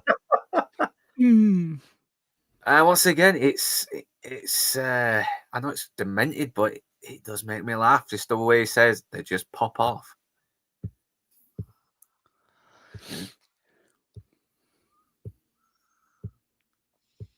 And even the prison guards are questioning. Is like, listen, is what you're saying actually true? And it's like, oh, listen, never let the truth get in the way of a good yarn, as I said earlier. Yeah. And he even tries to charm the fucking reporter as well. He's like, well, I could show you one day. And he's like, well, I fancy the 10 toes that I've got. Yeah, even the prison guards are like, yeah, she's liking that, mate. Yeah. And I love the reaction as well. This news reporter, this anchorman, definitely has some contempt towards Chopper and is like, listen, he did not get paid for this interview. The news does not pay criminals. And they just have this they just burst out laughing at this really condescending comment. And look, it's not even enough for him as well. He wants to see more. He's loving it. He's loving the attention way too much. And he actually looks disappointed when he says, wait, is that it? Is that it? But eventually the squirrel kind of calms him down a little bit and says, listen, it's TV. They got to sell stuff. And he does kind of accept, okay, this is the best I'm going to get. It's good enough for publicity. I'll accept that. And eventually the prison guards have to get back to work. And before they do get back to work, it's like, listen, I did come across all right, didn't I? You know, I was funny. I think I came across intelligent, but tough. Mm-hmm. So once again, he's still got a little bit of that ego, hasn't he? That need for attention a little bit. But then, the door closes and he's by himself, and he's not being brash. He's not being he's not acting over exaggerated. He's just kind of quiet now. And the movie ends, just with him alone. Not bragging or acting arrogant or anything. He's just, shows how truly alone he is. He's got all the attention from everyone else, or he's got fans and everything, but he's still by himself, because he's made a lot of enemies. So that was Chopper, and that is still a fucking good film. It's probably not the greatest crime gangster movie that's ever come out, but I still love it, and I still think it's one of. It's definitely more about the performance of Eric Bana more Oh than yeah, anything. yeah, It yeah. is. And I think the Australians do this kind of thing extremely well as well. You know, the Aussie film business. I know the Aussie film business at the moment is in a bit of a condition, let's just say. You know, the right people, once again, the right independent filmmakers are not being given the opportunity to make the films that they really deserve to be making, and the wrong people happen to be in charge of the money that are distributing the funds to those independent filmmakers. Um, but there was a period of you know, a really good little sort of boom of Aussie movies. You know, and this, I think, for me, I think marked maybe the tail end of that. You know, where Australian movie making kind of started to slide away a little bit. I mean, prior to this, you know, we had Romper Stomper, which I think is again a fantastic Aussie movie. Um, but I think this kind of really was the tail end of great Australian movies. You know, we I need to bet get that you, back. I bet you guys still haven't watched The Rover with Guy Pearce and Robert Pattinson. I need to No. watch that. I have watched The Proposition. That's a good one with Guy Pearce. Aye. That's a really good one. No, The Rover's such a simple premise. He has his car stolen, and he goes to try and retrieve it because there is a reason why he needs that particular car back. But it's just the journey that he takes. It's in some kind of like, it's almost like a Mad Max post-apocalyptic setting. Australia, it's in the near future, if you like, where sort of water and food's quite scarce, and you have to barter your way from town to town to get supplies, etc. And honestly, it's just like you just get sucked in on this journey that Guy Pearce, and he meets up with Robert Pattinson, who's part of the gang, or was part of the gang that steals the car, but he plays this kind of hillbilly, let's just say like special needs without going into detail, but he plays it to an absolute T. It's an absolute belter of a performance. When everyone else was saying, "Oh, Robert Pattinson's this and that, and he's a shit actor and stuff," and I just thought, you don't know what you're talking about because you haven't seen this movie. Yeah. The Rover, it's called. Go and watch it. Oh, that's another one. Yeah. Yeah, I still need to watch that Wolf Creek as well. It's another Australian movie. Aye. I've got it on DVD. I'm going to try and watch it some more with the wife anyway, because we have a little Saturday movie day. So, Yay! Which one? The Wolf? Wolf Creek. Wolf Apparently, Creek. it's an Australian. I think Lance has actually interviewed the director of it. One of them. Personally, I don't like it. Ah. It's just not. It's not for me. It's just yeah. I didn't like it. If I'm completely honest, I thought it was a pile of shit. But you know, some people love it, and that's fine. You know, At least you're honest. you know, but, you know, what more can I say? The thing is, every time I watch like an Australian movie, it feels like a Brit flick, except it's in nicer settings. Yeah. It does. Yeah, because there is something a little American and British about Australian movies. Yeah, because dollars, they have guns down there as well, but they've also got these great scenery. There's great like desert outbacks as well, where you can make Australian westerns, whatever, apocalyptic movies, so you can have a bit of a budget. But at the same time, there's a grittiness that feels very much like if it was made in Britain, it would still have that kind of tone and feel. Well, according to my grandfather, Australians are just British rednecks. Yeah, they are. Yeah, that's true. It's absolutely true. Well, I always kind of felt like people who lived in villages like the Yorkshires and people who live in Yorkshire or like them, you know, have the West Country accents were kind of like the rednecks a little bit, you know, but because they are more in the countryside, aren't they? But, you know, I've come across a lot of them. They're really nice people. They're very more humble. Yeah. And one of my distant ancestors was deported to Australia for stealing bread. So we discovered. Well, my surname, my father's side, my fraternal side, we've been in the States since the 1670s. We were parliamentarians, got kicked out. So that family's literally followed the line, all the way back to 1670. So yeah, we've kind of been pissed off since then. But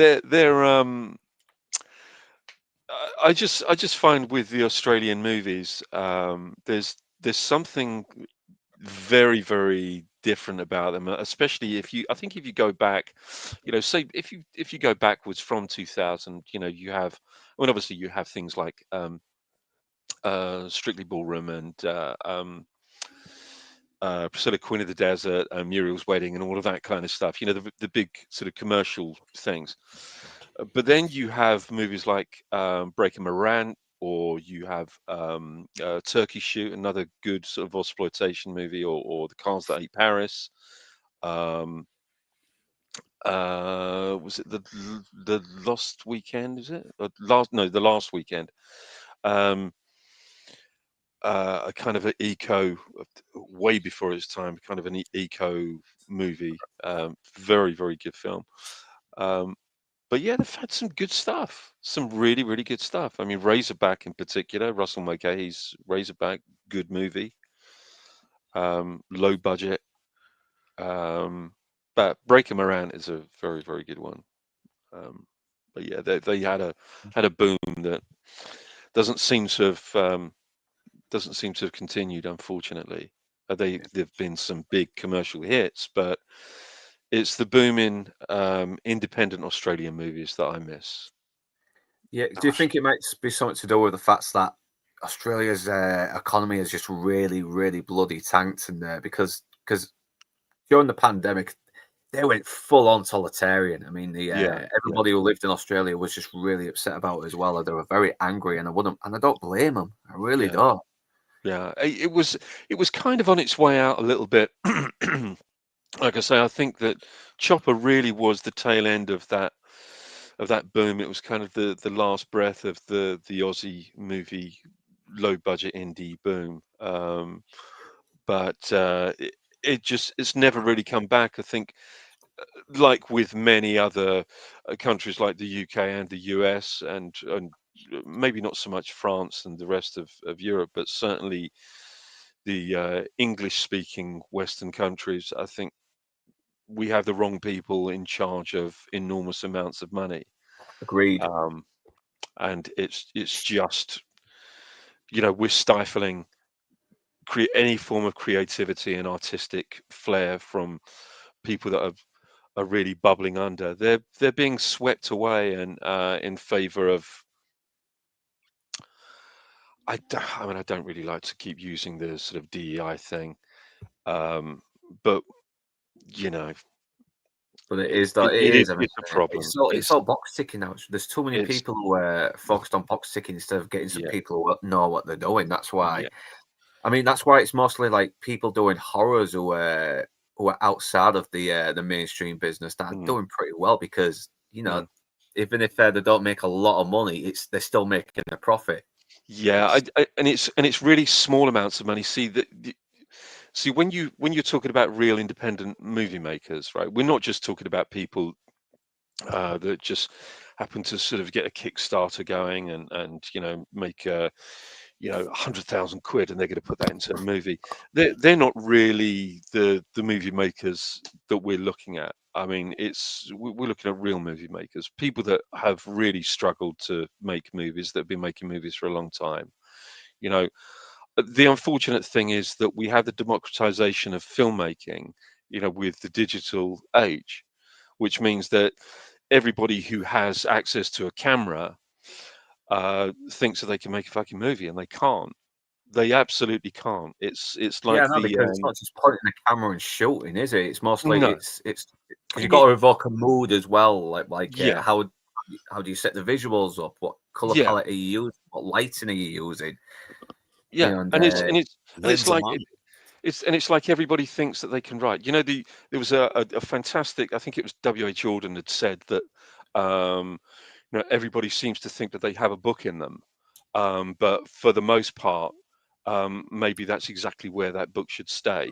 Which I think is one of the great quotes. And people, and the sad thing is that people people that write books willy-nilly or write scripts willy-nilly, they think that they're hot shit, and they're really not. And the only way that they can, this doesn't apply to everybody that self-publishes, because there are some very, very good pieces of work out there that have been self-published, some extraordinarily good pieces of work that have been self-published that unfortunately no publishers are brave enough to touch. And there are some extraordinarily talented screenwriters that have never been picked up for one reason or another.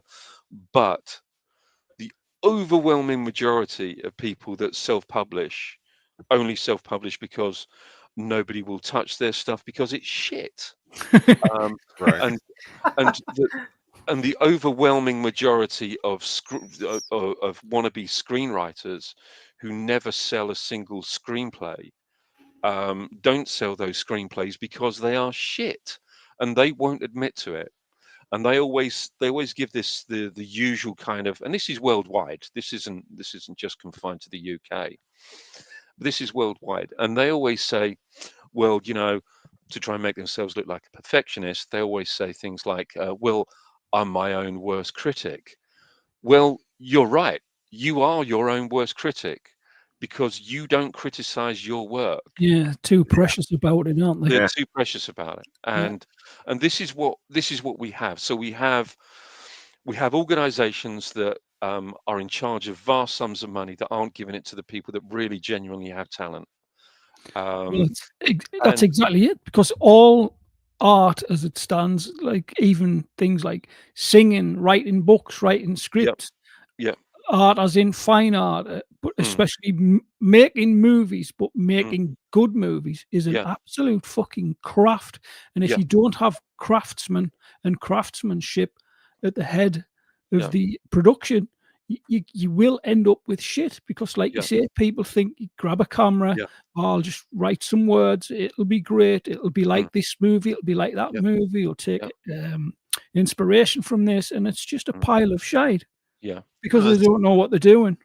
I honestly, sorry, I was going to say that honestly, I thought in the early 2000s that like platforms like YouTube and other streaming platforms at the time were going to be kind of a gateway for people who had the creative ability to showcase short films and stuff like that. I think in a lot of ways, people who shoot for the to the grand stage instead of earning it is the biggest problem. They're getting in the way of some of these creators and stuff. Because I think of the what was that one web series, The Guild. It came up. It was on YouTube. What's her name? Felicia Day. And I enjoyed that. I mean, it was good for what it was, and it was simple, it was straightforward, it was really character driven. You could tell as they started accumulating money, it was interesting. But like you said, everybody's just shooting for the stars, and there's this bizarre thing, right? There's this weird thing right now. I'm just gonna, I don't want to kind of come across as somebody who's talking from authority, but I've been doing this for 40 years. I've been in the business for 40 years. This year, I'm in my 41st year of being in the business, and I've worked with some for the overwhelming majority, some extremely talented and gifted filmmakers, and I've been privileged to do that. It's been a privilege to work alongside these people. On the other hand, I have seen some appalling behavior from some people who claim to be directors, some appalling so-called work from some people who claim to be filmmakers. And when you have people that pretend to be filmmakers that are posing as filmmakers, that are just striding around just saying, hey, look at me, everybody, I'm the director, show this kind of showboating thing, and they don't know what directing actually is, and they don't know what filmmaking is, and and they start to micromanage, and they start to basically the whole when the director thinks that the whole project is them, that they are the project. Right. That's essentially what I'm saying. Well, I've got one question for you. I mean, of Yeah. course, I'm just eating this up because 40 years Mm. in the business. But how much? I don't want to say gatekeeping, so to speak. It's kind of like where I see some of these, directors, producers, so on and so forth, Mm. who have been in the business for so long, Mm. who haven't basically, I don't know, you know, brought up their own replacement, so to speak. Somebody kind of mentored somebody into Mm. it. Like, I mean, I see Scott. I mean, really, Scott. Like, you're just like, hang it up.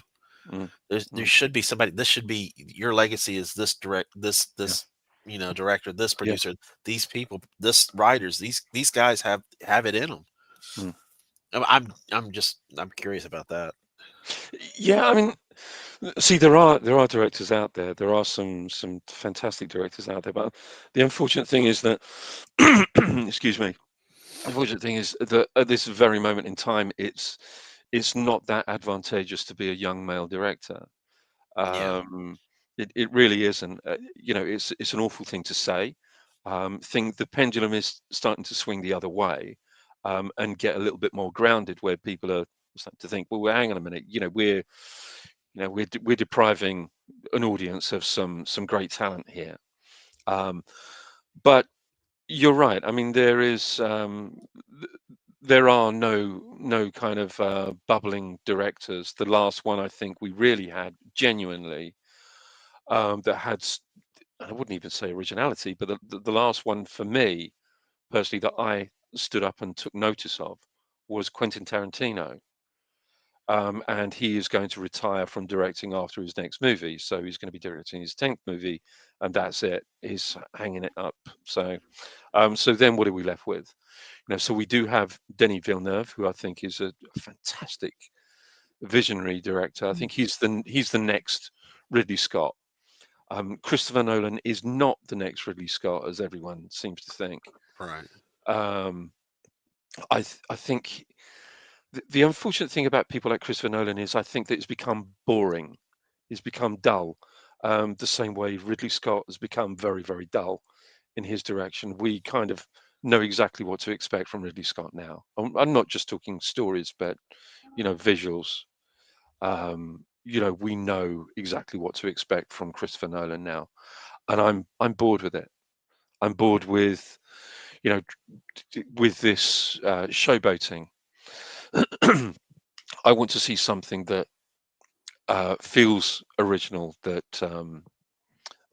that is just isn't you know a we're waiting in this movie. We're sitting there for hours and we're waiting for this one spectacle, this one spectacular scene that everybody's been talking about, and that has been so difficult to construct, and let's just endure this movie and wait for that one moment. I'm really genuinely done with Christopher Nolan, as a I can see that.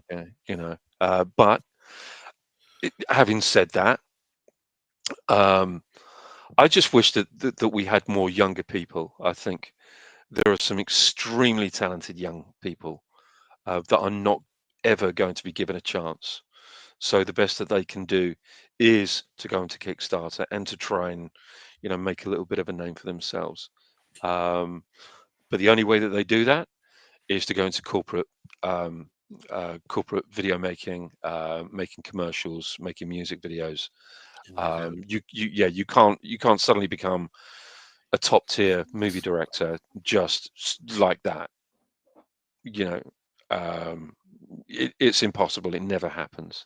It Right. never happens. You have to have something behind you. I mean, everyone thinks that Steven Spielberg suddenly sprang onto the scene and became this wonderful, amazingly talented director without having earned any of the experience, to put into Jaws or Duel or Sugarland Express. He earned that. It's Quentin Tarantino. I mean, the guy was not just working Video Archive.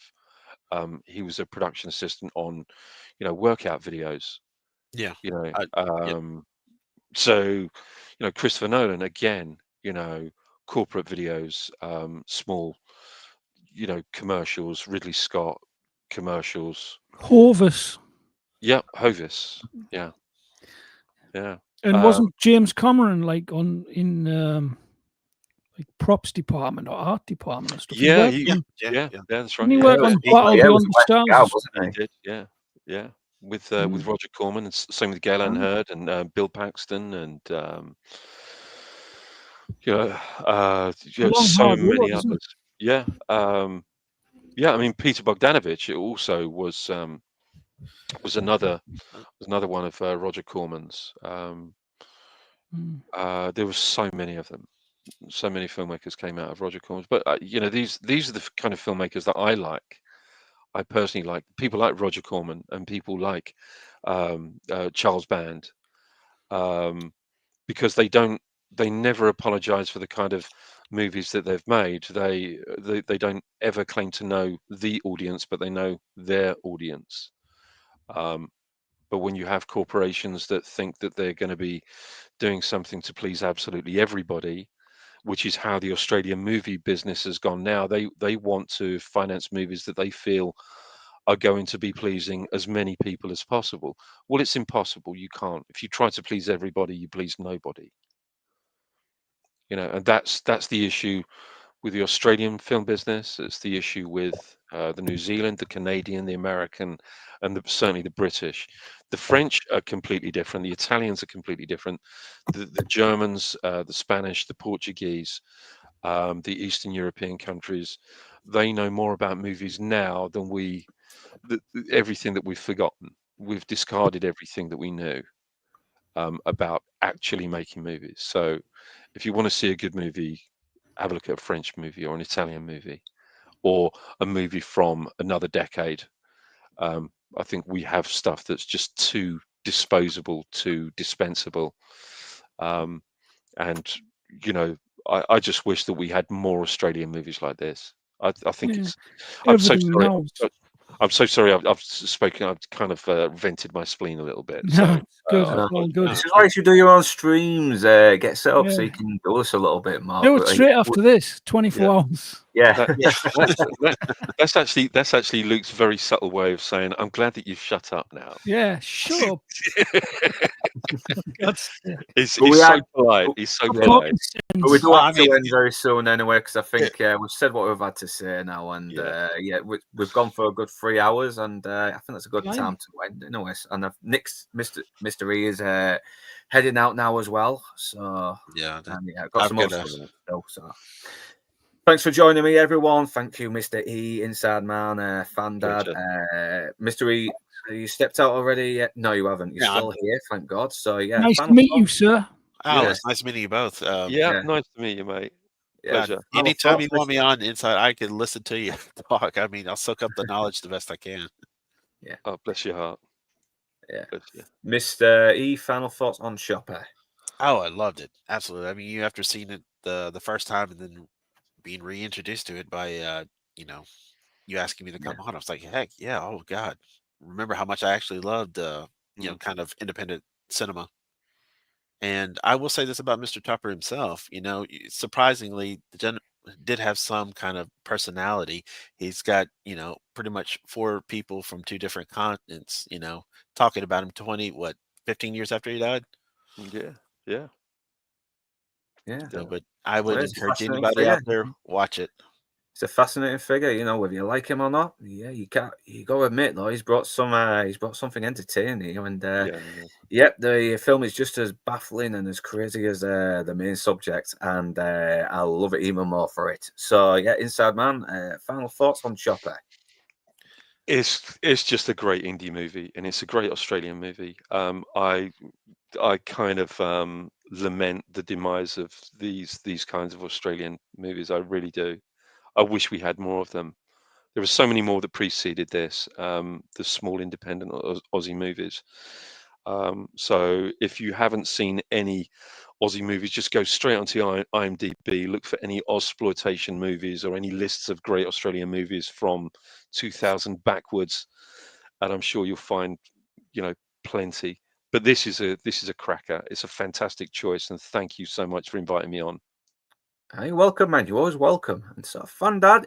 Final thoughts, even though Yeah. it's been a long time since you've It seen has it. been. It's got to be over 20 years since I've seen it. But just having listened to you guys and watching the slides and stuff, and just picking up on various little points about the way it was shot, and just you can see the acting in Eric Banner's face, just in the stills.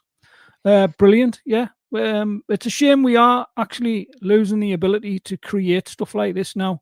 I think the further we go on in time, more and more people are going to fall by the wayside.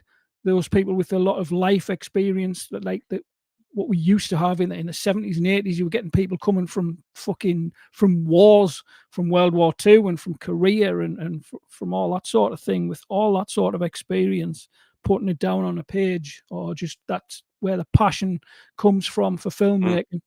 Yeah. We're losing that, and we're losing it to just teenagers who are trying to emulate what has gone before rather than be influenced by it. Yeah, it's like they're looking at something, but they aren't recognizing the context or what made that very thing, so endearing to everyone. Or why it moved people, or why it did evoke some kind of emotional reaction from these people, It's just made for consumption now. It's not made for entertainment.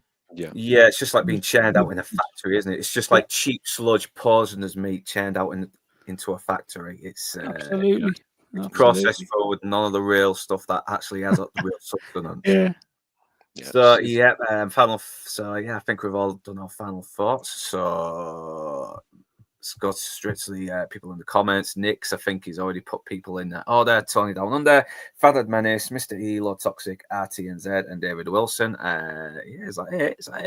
Let's see if there's any more, but it's looking like there is. And if I have missed anyone, I do apologize. RT, thanks for the £5 it's $5, $5 New Zealand dollars super chat. So, and Eric Banner really is an underrated actor, and he just needs some more good scripts. I need to finish off Untamed, so I will try my best to do that soon. So, whether you beautiful bastards are Northern English or not, thanks for watching, and do remember to like, comment, share, subscribe, and to ring that bell in order to be notified. And if you wish to further support this channel, links will be in the description below. But right now, that's us done, and we're off to the pub. And enjoy your weekend, you beautiful bastards. And if you're in the full area, do go to Disc Discovery and really, really make sure that shop sells out and business is booming there. So enjoy your weekend, you beautiful bastards. Baked potato changed my life. Baked potato showed me the way. If you want to know what is wrong from right, you must listen to what potatoes say. Do be good, don't be bad. Baked potato. Do be happy, don't be sad. Thank you, baked potato. And if you want to have a better day, you must listen to what the baked potato say. Do be early, don't be late. Thank you, baked potato. Always eat what's on your plate. Thank you, baked potato. And if you want to have a better day, you must listen to what the baked potato